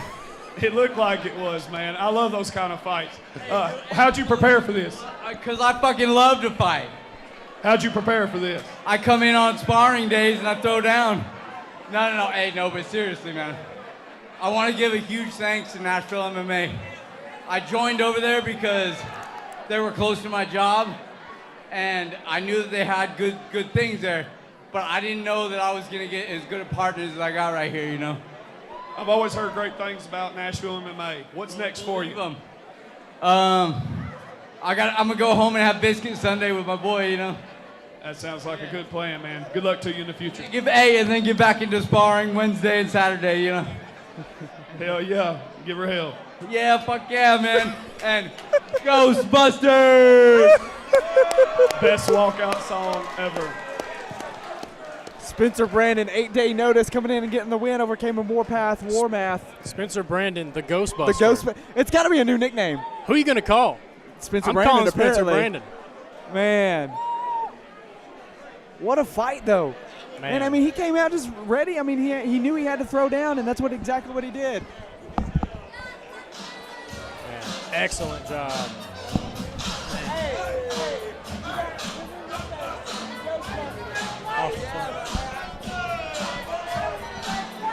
Ghostbusters was a hit, it sounds like. Yeah, everyone loved it. I just told him his new nickname's Ghostbuster. Yeah, what'd he say? He said, oh, yeah? Okay. Oh, yeah? All right.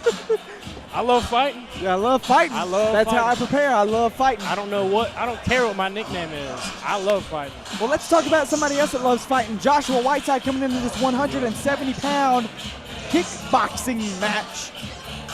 Joshua Jigsaw Whiteside.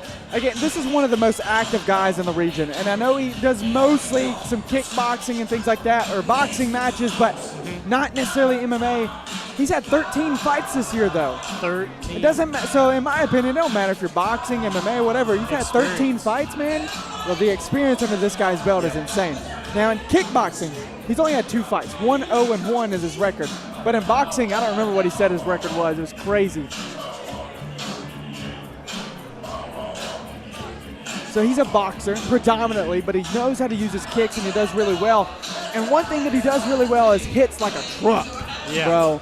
He hits so hard. I mean, the 165 weight class in itself is full of just tanks. Yeah. Oh, 100%. Throwing bombs. 100%. Or the 170. Excuse me. I didn't update your card. I'm sorry. Guys, don't listen to Brandon. That was on me. Coming out next is one of the more, again, active kickboxers in the region, I would say, and a very familiar face. He saves the show. Everywhere. He saves the show, I swear, every time at Hub City, man.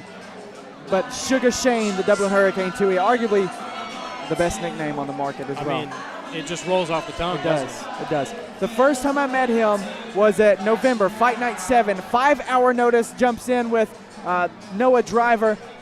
Then at Fight Night 8, he jumps in on 24-hour notice against Jared Gonzalez. I went completely blank for a second. He also fought Devante Chaney back at Black Tie in January. So he's on a 3-fight win streak in the Hub City realm. I know he had another fight as well, and I believe he won that too. So really 4-fight win streak that I know of. And man, I mean, he's as tough as they come, man. He's got this really unorthodox style. He comes forward constantly, throwing these weird combinations. And he even admitted in an interview that I did with him coming up to fight week if I leave my hands down and get caught by Josh, I could go out. He knows how tough Josh is. He knows how hard he hits. But he said, at the same time, I'm trying to clip him and knock him out in round 1, too. Yeah. So expect fireworks. Just because it's a kickboxing match, expect fireworks in this co-main event. Second to last fight, Lane Rowe. I will say, I think I've seen more knockdowns in Sugar Shane, the Dublin Hurricane. I had to say the name. You had to. I've seen more knockdowns in his fights in kickboxing than I have in MMA fights. Yeah. He hits hard. He does. And he lands And he great throws, shots. He throws so weird in like a good fashion. You don't see but it. He throws so weird. Yep. Yeah. Unorthodox, I guess would be the good way to say it. But Yeah, not it's weird. weird. I'm sorry, Shane. You're not weird. You're not weird, Shane. Ladies and gentlemen, this is your co-main event of the evening. It is scheduled for 3 2-minute rounds of kickboxing action. When the match begins, the referee, Tyler Martin. And now from the beautiful Hub City Brewing Company in Jackson, Tennessee, it's fight time! Introducing first, fighting out of the blue corner, weighing in at 169 pounds, from Memphis, Tennessee, representing Memphis Judo and Jiu-Jitsu, Joshua Jigsaw Whiteside. And his opponent, fighting out of the red corner, weighing in at 166 pounds, from Nashville, Tennessee, representing Swift Kick, Sugar Shane, the Dublin Hurricane, Tuohy. Oh, this is going to be an amazing fight. There is a big size differential, in my opinion. Josh looks huge. Yeah, I mean, Josh looks massive right now. I love the black and gold, I gotta say. Yeah. If we're going off of outfits, I'm a sucker for black and gold. I'm surprised, like, there's not just like the Irish flag for Sugar Shane. You see that orange and green in there? Wow. Big kicks from both off the bat. Oh, I love this. Wrestling from.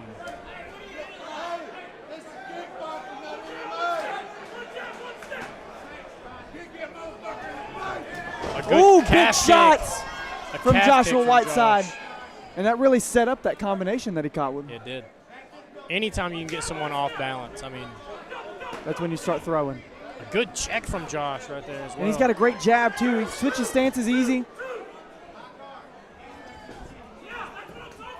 But look at the combinations. That's a big thing with Tuohy. He just throws great combinations, very unorthodox, not traditional, throws from the hip, and like swimming almost. Yep.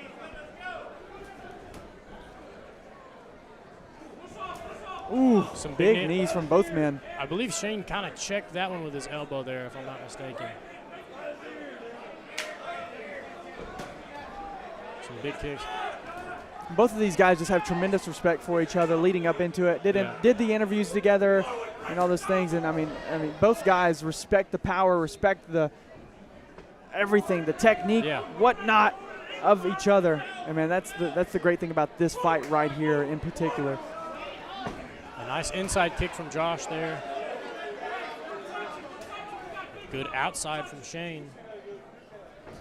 I mean, they're going to be trading blows all night long. Yeah. I know that Whiteside called for a unanimous decision win. He did. He believes this is going to go all three.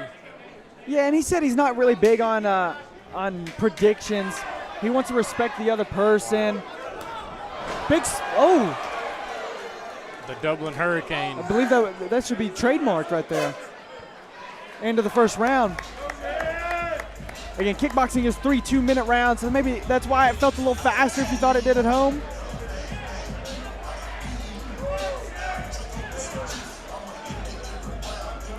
Speaking of awesome outfits, that is His the coat. coolest jacket I have ever seen.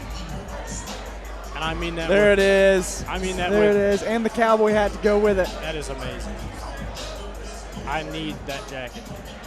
So I probably can't afford it. And no, yeah, not off the commentary pay budget. That's not a shot at Ryan. So they're both very kick heavy from what I saw. Seemed like it. Low kicks a lot. Yep. But I did see Josh kind of start going to the body with some punches in this, and I think that's going to be a I think in kickboxing you see a lot of headhunters. Yeah. Oh, 100%. So I think Josh trying to mix it up to the body might prove to work well for him. Only one way to find out in round 2. Right. Yeah, and due to headgear, you know, due to the headgear, it's a little harder to knock people out, right? So then that's really the reason that you see people like headhunt, right? Because they're like, well, I'm going to test it. Yeah. I'm going to test it. Let's see if we can't get a knockdown. Yeah. I guarantee you there's a little bit of that going on too. You just saw Whiteside use a feint, and Tuohy bought on it a little bit. Man, I mean, big Some shots, nice great knees. combination.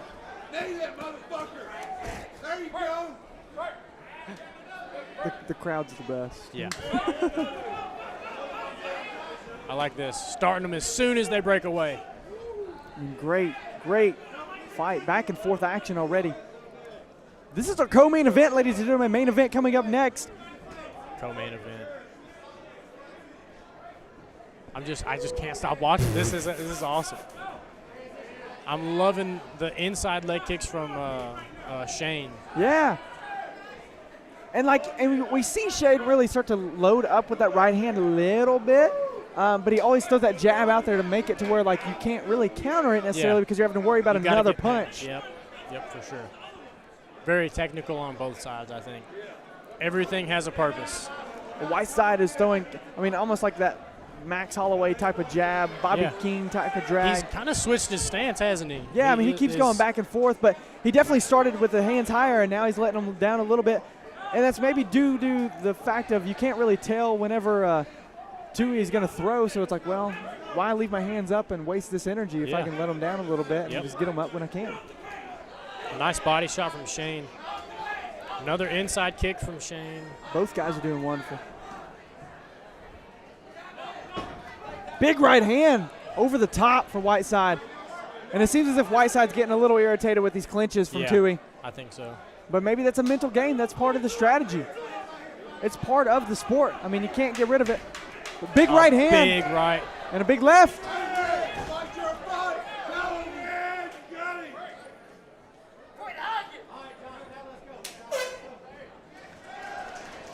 One more round. Whiteside looks irritated.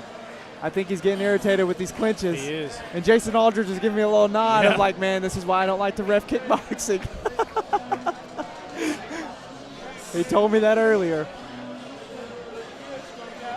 Well, we're going into round 3, and I want to say it's leaning a little bit towards Tuohy in the scorecards. I'm not a judge, so I don't really know necessarily, but that's what it seems like.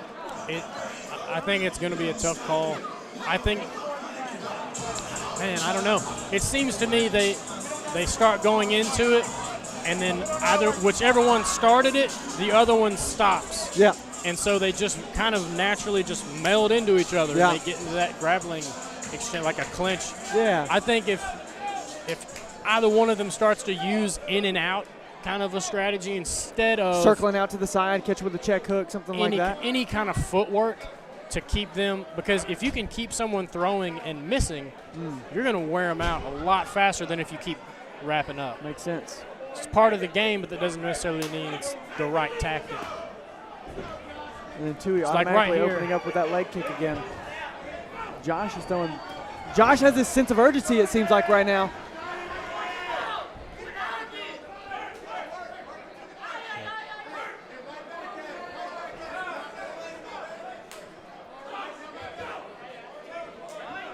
Wow. Taking a point. I believe he tried to break the clinch, and Shane just kind of kept holding on. So interesting.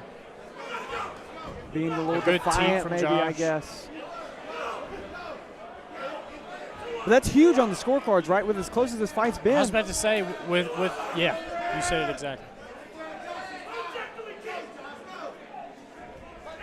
Ooh, a nice stiff jab from Shane. An up jab from Josh. Josh's coaches are calling for more action. They're calling for him to press the pace, throw the hands. Seems like he's being a little bit timid, a little bit, maybe a little too accurate, maybe letting the hands go more. Shane's landing some good shots. He is, man. Every time Josh really starts to open up, it seems like Shane finds his way into the strike he wanted.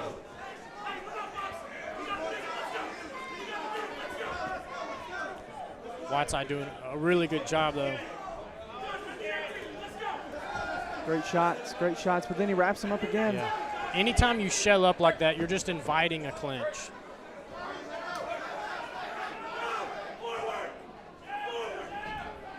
Coach is yelling forward for Joshua Whiteside. Yeah, and I understand, but the hard part is, I mean, the clinching work of Tuohy. Shane landing some good jabs here. 10 seconds left, final round of this kickboxing match. And they're just going at it. They're going at it. Finishing strong. That's right, yes. Good fight. Great fight from both gentlemen.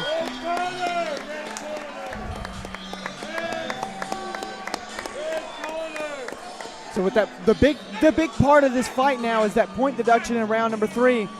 Yep. I mean, we could be seeing a draw here. The only reason I don't think so is because of how many, every time that Josh opened up, I mean, I don't know, every time Josh opened up, Tuohy found a shot in this last round specifically. Yeah. And I think that might have been part of, we were all just as frustrated as Whiteside is. That might have all been part of what Sean wanted. Yeah, or Shane, I just wrote out the scorecard. I mean, if you say that Shane Tuohy won the first 2 rounds 10-9, and then if Whiteside won round 3 because he was a little more active, landing some harder shots, I mean, we're looking at a draw here. It's going to be very, very close. I'm interested to see what the judges score it. Yeah. And it's hard. I mean, I don't really know how to, I guess, necessarily I am not a judge. Yeah. Especially kickboxing. I feel like MMA, I'm a little bit better at my judgment, but kickboxing's a little more difficult with figuring it out. Whiteside just gave the Bernard a hug, and I felt like Bernard was like, don't give me a hug. My jacket's expensive. You're sweaty. That's a dope jacket. I feel like that's the most grappling we've seen tonight. Yeah. We got the judges' scorecard. We got to get Jason in the booth on this next one. Ladies and gentlemen, both fighters fought all 3 Yeah, rounds. yeah. We go to a judge's decision. Your winner by unanimous decision, Sugar Shane, the Dublin Hurricane, Tuohy.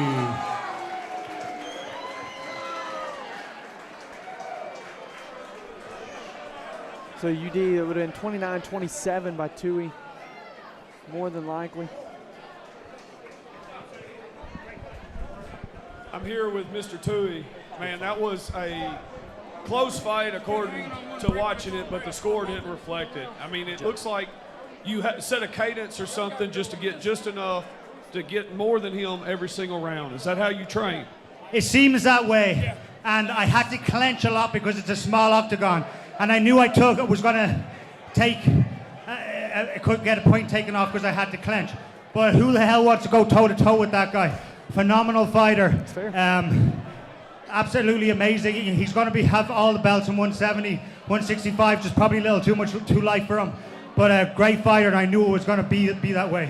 Can I just say a big shout out to my coach and manager, Swift Kick, Bernard Robinson, absolute legend. My boys in my corner, Izzy, Parker, Reno, they're all behind me, and I couldn't do it without them. And thank you to everyone at the Lost Paddy, and Alan, up the flats, let's go. Thank you guys. Congratulations, man. We still have one big main event left, guys, for the Bantam Championship, Hub City MMA Bantamweight Championship. But real quick, we're gonna make some more noise because we're sending our ring girls back out with merchandise. If you're excited about the main event or you're excited about merchandise, please make some noise, Jackson, Tennessee. I love it. This was always the worst part, being in the back. You're like, can we please get out there and just fight? fight? Can we just And then fight? they go, you know what, guys? Here's some T-shirts. Take a hat. Sitting back there just chewing on your mouthpiece, just ready to get to So what are the work. nerves like right now, you think so? I honestly, if I know Corban, which I would like to think I do, it is less nerves on his part and more of anticipation. Just so ready to get out there and do it. And from what I saw from Hayes, I mean, that guy was he's It's ready. probably the exact He's same ready thing. to go. I feel like both guys are really confident in their abilities. Very much. And so I feel like that in itself leads to where there is no nerves anymore. And I feel like you probably still get butterflies. Like, I'm sure you get butterflies before a fight, right? Sometimes. No, you're too good. Got it. Anyway, so. No. But I feel like both these guys, they have the abilities and everything, and so that way now it's like, okay, at that point, like you said, they just want to fight, and they want this intermission to be over. They want this song to be done. Quit throwing crap out. Throw it out during the fight. Yeah. But let them get in here and throw down. Yeah. It's whenever you spend every hour that you have of free time doing mixed martial arts, that's all you know outside of whatever your day job is. And that's all Corban does. I'm sure that's all Haynes is doing. They're training day in and day out. So the question isn't, am I good enough? The question is, how good am I? Well, and it seems like both these guys are really good, and they know that because even at the weigh-ins, not talking about the fiasco at the end, but whenever I interviewed both of them, I mean, word for word, Payton Hayes, the gig is up. It's time to go home. He's very confident. And then, of course, Corban. I've never heard Corban really be like this kind of guy that's like trash talk, but he said, I put people in main events, and I finish them. Hey, where are we right now? We're at the main event. Oh, man, I've got chills. I'm very excited. This fight is going to be sponsored by the presenting sponsor, Jackson Pet Emergency Clinic. 3 3-minute rounds in the bantamweight division, 135 pounds for the very first defense of Corban Lights Out Lyons taking on the Horseman, Payton Hayes. We've got two That is titans. a dope nickname, by The Horseman? The Horseman. Yeah. I like that. Like, at that point, do you come out to, like, got the horses in the bag? 3 years ago, I would have said absolutely. It's a little overboard now, right? I would laugh. I would get it. I feel like I do a good job sometimes with jokes, but I think it's time. I think it's time. Come into the cage for the main event of the evening. Ladies and gentlemen, you better get on your feet, even if you're in your living room. I don't care what you're doing. If you're not excited about this fight, are you really a fight fan? Something's wrong with you, Coming man. out first is going to be Payton, the Horseman Hayes, fighting out of Nashville, MMA. Coming in with a 5-7 record, 3 of those wins by knockout. He's got the striking power, and he's in a 2-1 in his last 3 fights. This dude is tough. This dude is angry. He is locked in as I've ever seen him, and I've watched him fight multiple times, but what I really like about this guy is his style, man. He's a boxer, but really he's been working on his whole entire game because he knows what he's facing, right? And, man, he used to be a kickboxing champion. He's a boxer in his ways of fighting, and he's ranked number 8 bantamweight in the state of Tennessee. We've got 2 top 10 guys facing off in this main event tonight. Man, I mean, I can't say it enough. This is a perfect test. A perfect test for Corban. I think it's going to be a really good fight for Hayes. I see here it says he finally feels like I'm getting my shot at something big. Yep. This is his big moment. What is he going to do with it? And do you think he's going to run with it? Yeah, I mean, in 13 amateur fights, he has only had 1 title fight so far. If you look at his career, though, I mean, whenever he very first started out, he was like 1-4 or something like that. So really, in his last 5-6 fights, I mean, he's positive in his record. And he's really turned things around. He started out over at Whiteside, moved over to Nashville MMA, so he's been at 2 really good gyms ever since the beginning. And, man, I mean, I think for him, being under a guy now like Dustin Ortiz and Ronnie Lawrence, he's really figured out who he is. And so I think in this fight, I really wanted to ask you this. What are the keys to victory for Hayes against Corban Lyons tonight? You know your training partner more than anybody else does. How can Payton Hayes win the belt tonight? As unbiased as possible, I don't even know if I figured Corban Lyons out. Okay. I don't even know if I figured Corban Lyons. So, man, I don't know. He's going to have to be fast. Yep. He's going to have to be more crafty. Yep. Corban will find a submission from anywhere. He'll find a shot from anywhere. So if Hayes can stuff him enough, he might have to. But Corban has been well-rounded from the get-go. Yeah. He didn't start off boxing and go to wrestling. He didn't come from a wrestling to a boxing. He's been well-rounded from day one. And from what it sees here, Hayes is going to need this kickboxing champion. He's going to need that experience. I think he's going to use that experience. So From my unbiased opinion, I was really interested to see what you said, and I really like what you did say. I mean, he's hard to figure out, right? He's undefeated for a reason. He's got all finishes for a reason. when I watch film on Corban Lyons, the one thing that I do notice, though, is in these striking exchanges, he does take shots. Now, he does have a chin, yes, but he is susceptible to taking damage. And I think with that kickboxing background, with the boxing background, Josh Whiteside just came by. But with that background of the striking, I think that is necessarily an advantage, I would say. Not to discount Corban Lyons' striking at all, or his chin, number one. Yeah. But I have seen him get caught a few times, even in the fight with Jamil Jones, that it seemed like he really ran the whole fight. There was a couple times there where he caught some shots, and maybe, you know, he didn't get hit as hard as we thought he did or whatnot. But to be real, will he make the shot? When you're fighting somebody that hits as hard as Payton Hayes, can you afford to take those kind of shots? I mean, like we've said in the intermission, I think it takes one. It takes one. We saw it from the Caleb McBride fight earlier. It took one shot for him to really get that advantage position in order to win. And I think in the game of fighting, you never know what's going to happen. And I think that's what it's going to come down to for Payton Hayes. Can he find the one shot to be able to get Corban in a position to win? Yeah. That's what it's going to come down to. We started prematurely on the walkout here because we went through 2 songs of Payton just now getting to the cage. This is the main event. We can talk about it all night. I mean, it's only 9:43, baby. We stay here till midnight if we want to. Yeah, we could. I'd rather not. I got to say, I'm trying not to sing along to the fight song right now so I don't blow up everyone's ears. This is a good walkout. But this kid's got firepower, man. Yeah. Not only in his striking and in his fight game, but in just the way that he is, the way that he carries himself. Like, he is a fireball. Yeah. That's a great way to put it. He is a fireball because he got the confidence. Again, he's got the intentionality. And, man, I mean, I think he's got the fighting ability. He definitely has a fighting ability. It's not that I think he does. He definitely does. Yeah. So, I'm excited. I think this is Corban's toughest test to date, 100%.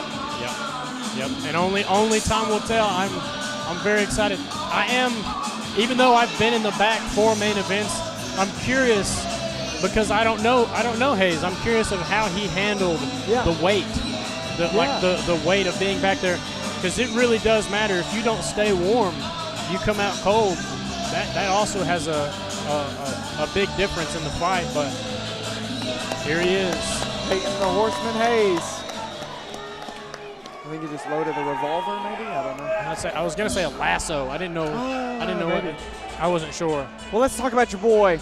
That's right. Corban lights out Lyons, the #1 ranked bantamweight in Tennessee, undefeated, all finishes, all submissions. Yep. This man. First round. Only 4 of them in the first round. Oh, dang. Franco was in the third. Come on now. But listen, I mean, I will say, when I saw him at the weigh-ins, he looks chiseled. He looks strong. Yep. And he looks really healthy right now at this 135. This is the best physique-wise I've seen Corban Lyons at a fight. Yeah, man, he's so in shape, it's ridiculous. I have not seen this guy get tired, not once. Yeah. Even when he's in here walking around after eating 2 tablespoons of almond butter for a meal. He's in there every single day doing striking, going right into a jiu-jitsu class, right into the sauna, coming out and shadow boxing. And it's insane. Well, and I think the testament to that is he's already a double champ. He's got the belt at black tie. He's got the belt here. And he just started fighting not even 2 years ago. January 2023 with his debut fight. At 5-0. 5-0 to have a title. And a cartwheel. At 5-0. I told you, he doesn't run out of energy. At 5-0, it speaks for himself that we're willing to put him against someone with 12 fights under their belt. Over double the amount of fights. That's a testament to itself. Oh, to I wish I Richard. had my phone. I could record this. Ladies and gentlemen, this is your main event of the evening. It is scheduled for 3 3-minute rounds of MMA action. Bumps. And is for the Hub City MMA Bantamweight Championship. Richard's firing me up, dude. When the action begins, the man in charge, referee Jason Aldridge.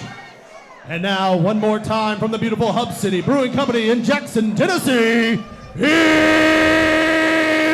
fight time!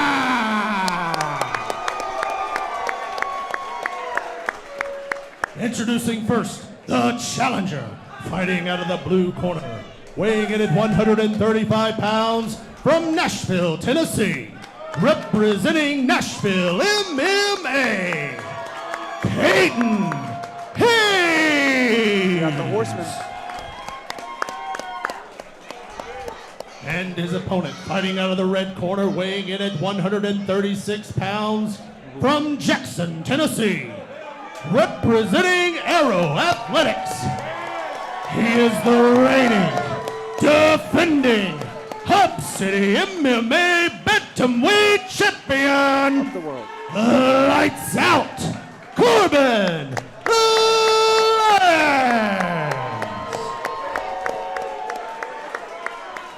Oh, I am nervous. Dude, I'm more nervous for this than I am for my Is this fights. the best main event that we've ever had? Well, that was a main event one time, Brandon. I A can't couple say times. Let's get it on, ladies and gentlemen. The Horseman versus Lights Out for the Bantamweight Championship. These guys are locked in. Oh. Oh Again, my you God, could it's hear so quiet. you could hear right a pin into drop. a shot from Corban. I mean, I think this is smart for Corban Lyons. I was wondering if he was going to strike, but so far so good. Wrestling defense, going for that ankle pick there. Just gotta be careful getting that head too low. Corban does. Good little shot. I mean, when you can control both ankles, bro, that's tough. See, right here, you'd prefer to have your head under their chin. They both look so composed. Like, I'm just so nervous because I'm so excited. Like, as a fan of the sport, I'm like, this is a dream matchup here. My feet are shaking, my legs are bouncing, and I'm just so excited that this fight came to fruition and it's going on right now. Some good body shots from Corban. An uppercut. Yeah. An And they uppercut to break. break off the cage. I was wondering how much striking are we going to be seeing, but Corban looks strong in the striking. Payton looks locked in, though. Good leg kicks from both men.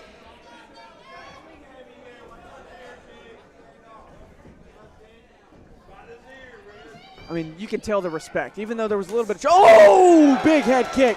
Hey, and there's that chin of Corban Lyons that I was saying, I don't know. He took it. Right into a thigh, a knee to the thigh there. But it's great double underhooks by Payton Hayes, right? Yep. The double underhooks are what you're looking for when it comes to wrestling. Because then you can off really the cage. control everything. Yep. Ish. There's a good knee.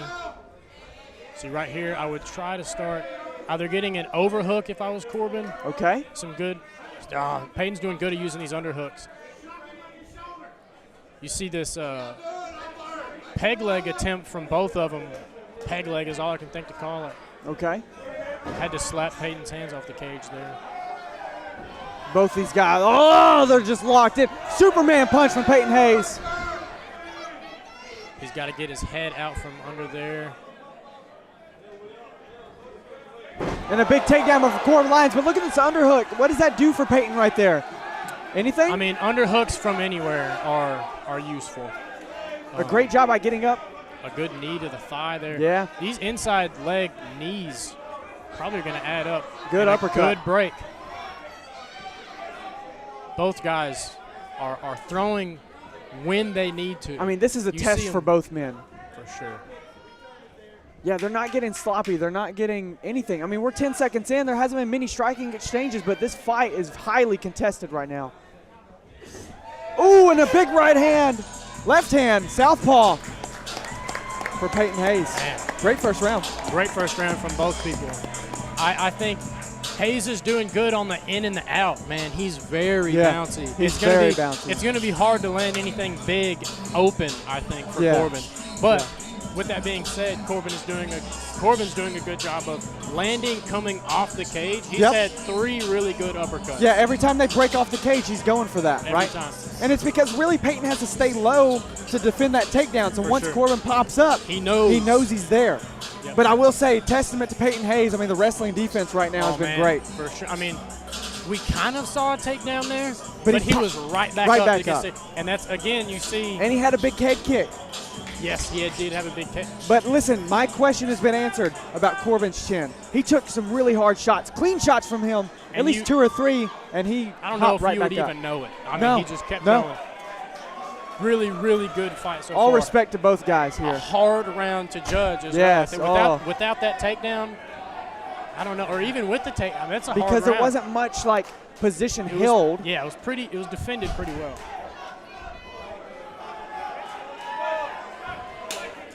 Here we go, round 2. Again, only three-minute rounds here at Hub City MMA for the championships. Good little parry by Corban. Oh, another big right hand. Payton's good exchange for both guys. He's throwing with conviction. I mean, he's throwing bombs. And a good leg kick. Good parry into a leg kick as well. We're starting to see more confidence from Payton, it seems like, in the striking exchanges now. I think he's starting to kind of figure out this range, because a big thing for Corban was the length, right? Big knee. Great job from Corban Lyons with that knee. Going for another single, and again, you see this peg leg defense. That makes it really hard to get in on someone's hips. So when you say peg leg, it's like whenever they're bending their knee, right? So yes. then you're trying to trap the hands kind of deal, or what? You're putting their weight, you're putting your weight onto their hip. Big takedown. Really big scramble here. Oh, look, he's right back up again. I would say Corban's doing a great job of weighing down on him. He's got some head and arm control. Is doing really well with that. Okay, he's got his head back out, so if I was Corban, I'd be trying to look for more underhooks. It seems like Hayes is having a hard time getting Corban couple big shots. Corban's got to keep those hands up a little bit more coming off of the cage. Oh, good head kick from Corban. Again, back with the double underhooks for Payton Hayes. Oh, such a highly contested fight. Oh, my gosh. Some body shots from Corban here. Great job from both guys so far. We're probably about halfway through the fight now. Some good head movement from Payton. From Teeps, from Corban. Oh, man. I think those overhands are starting to weigh a little bit on Corban. He missed it one barely, by just a little bit. Big uppercut from Corban. Yeah, great Lyons. Combination. But Corban keeps ducking that head, and if he keeps throwing that overhand Payton Hayes does, that's not great. Oh, big shot. Got to keep that other hand high. Flying knee. Into a shot from Corban. You see Corban going for the ankle here. And a great takedown again. The question is now, can he keep it? Still being defended pretty well. He's doing a good job of trapping the legs now to make it to where Payton Hayes can't jump back up. Yep, now he's got to either get rid of that post or get his legs back out, which is going to be hard. You might see him lace up a Kimura. Oh, we see a back take. Going to the back. Does he have the rear naked choke? I don't have the advantage here. I can't see. I can't see that other side. It looks like they're fighting the hands, though. Looks like he's free. So Corban is really good at staying on your back. Oh, yeah. We've seen it many times, right? His fight against Jamil 10 Jones seconds left. finished He's with a just rear got naked to score. choke. He's just going to score here. I don't know. We're going to a round 3, third and final round. What a main event. Wow. Man, this is a main event. This is a good main event, what I'm talking about. This is a main event, ain't it? Not to toot my own horn a little bit, but this is a Toot good main your dang event. horn. Come on now. You're bringing out my southern drawl. Get this man some sweet tea and biscuits over here. What are we doing? Really giving them the business, ain't they? So I think Payton landed more that round, more significant. The ending of the round could have maybe, the wrestling from Corban did definitely have an effect on the scoring, but I already know Coach Anthony is telling, regardless of whether he just won that or not, if you're going in the third round, you need it. You need the third round. And I think both coaches really should be saying this, because I think it could be 1-1. It could be 1-1. I think it could be 1-1 going into the third. Again, the third and I'm a terrible final judge. round. I have no I am idea, too, but man. I'm a terrible judge, but I'm a Respect great from fan. Let me tell you that much. Oh, man. I could watch this all day. I can't tell you how many times I'm going to rewatch this fight. I know. Pick it apart. Third and final round, Lyons versus Hayes for this Bantamweight Championship. Are we going to get Ann Still or Ann New? Starting out with a good right hand from Payton Hayes. He's coming out with a lot of firepower in this third round so far already. Good head kick from Corban. Both of them really looks like they're both trying to strike a little bit more, trying to stay in the open. And here's the thing, neither guy is really slowed down at all. They both look fresh. I mean, it looks like we just started This could have been a fight. 5-round fight. I think I saw some cuts on Corban's eye. Hayes is just staring Corban down. A beautiful entry from Corban, but an underhook from Payton. And he is trying to hit him so hard, Hayes is. Okay, so look at this takedown here. I mean, there's not much defending you can do on that. I mean, your hips are off the ground. Another back take possibly. If I'm Payton Hayes, you can't be giving up that back. Yeah, you had mentioned earlier. Turn. If Corban gets to your back, it's hard to get him off. The only thing is that Corban isn't scoring right now, so it's still the only thing going for Corban with this is the control. Okay. He's getting some control time here.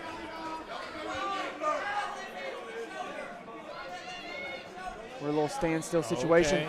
But now Hayes has to It make looks sure like- he fights that hand there. I think Hayes is actually going for some sort of short arm bar. Okay. Because any other scenario I could think of, he would want to get rid of that arm, but it seems like he's trying to push it over his thigh. Okay. Maybe not so much anymore. Maybe Corban's just getting that hand back up there. Yeah. Yeah. Wow. Corban using the punches to try and get Hayes' hands open. He's doing a really good job of hooking. Payton's, okay, so you see Payton using the cage to try and get Corban off of his back. Yep. And that's exactly what He got want. it. But now can he get it separate? Yes, he does. Another uppercut off the cage. Yep. Just didn't land. We've probably got a minute and a half left in this round, ladies and gentlemen. I don't have the timer in front of me. I wish I did.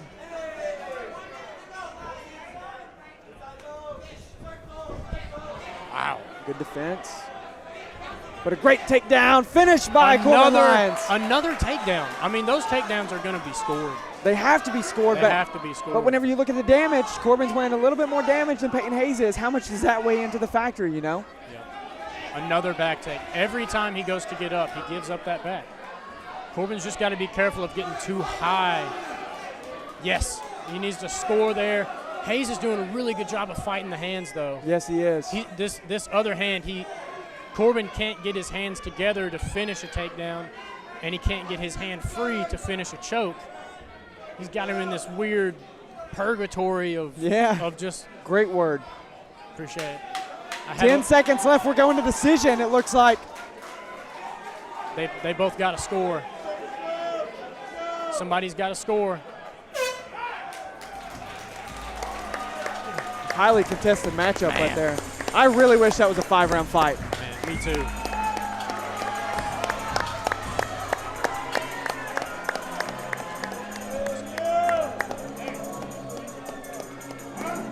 Great job. Good fight. Good fight.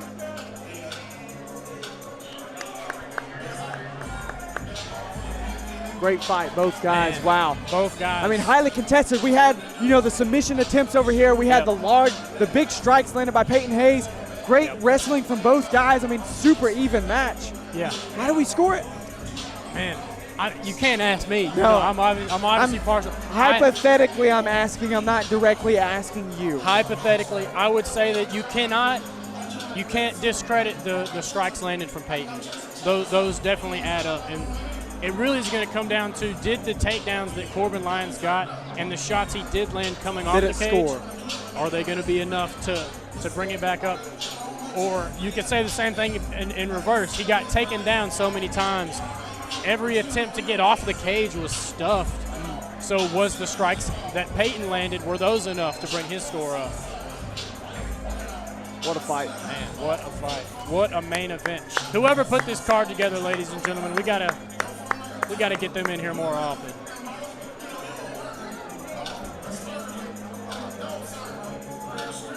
I was talking about you, by the way, Brandon. Oh, thank you. Yeah, because you put the card together.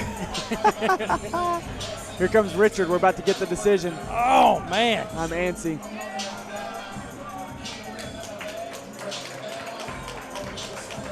A great fight. Ladies and gentlemen, both fighters fought all 3 rounds. We go to a judge's decision. Your winner by split decision. And new Hub City MMA bantamweight champion, Payton Hayes. The Horseman Hayes. And new split decision. You can see it on his face. He's wanted this for a very, very long time. Yep. He said he feels like he's getting his shot at something big. So. Wow. What a fight. What a war. What a war between Payton and Hayes. I wish that was 5 rounds. Was a fight. Two fighters I after think a 5 fight, rounds would have for been 3 rounds, come out, show class. I wish each that was 5 other, and rounds. appreciation to both teams. So great job on both of you for that. I appreciate that respect. Man, that was a back and forth fight. It seemed like you never run out of gas, no matter what he threw at you, and he's never been tested into the deep water. Were you prepared to take him there? Hey, I just want to give a shout out to his fans. We couldn't have done this without you guys. You guys are awesome. Thank you so much, Jackson. Yeah, he's the toughest fight. He deserved number 1 for a reason. 5-0, he's no joke. Heck yeah, man. You got anybody you want to thank? And then after that, tell me what's next for you. All glory be to God. Shout out to all my sponsors. Shout out Nashville MMA. I love you guys. Shout out Dustin Ortiz, my favorite fighter of all time. I love you guys so much. Thank you. Man, an incredible display from both.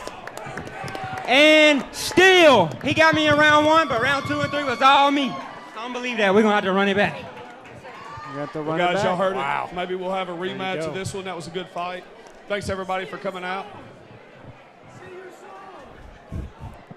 Ladies and gentlemen, we'd like to thank you for coming to Hub City MMA Fight Night 9. Once again, thanks to all the sponsors, and especially thanks to you, Jackson, Tennessee.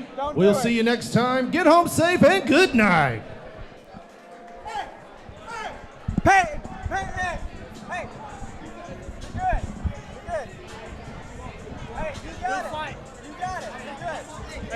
Good fight. Hey, good fight, guys. Good fight, y'all. That was awesome. Hey. This is my boy. Yeah, I'm one of the pro fighters that have matched. Yeah, it's me. That's what he's doing. Bad boy. I knew you were bad.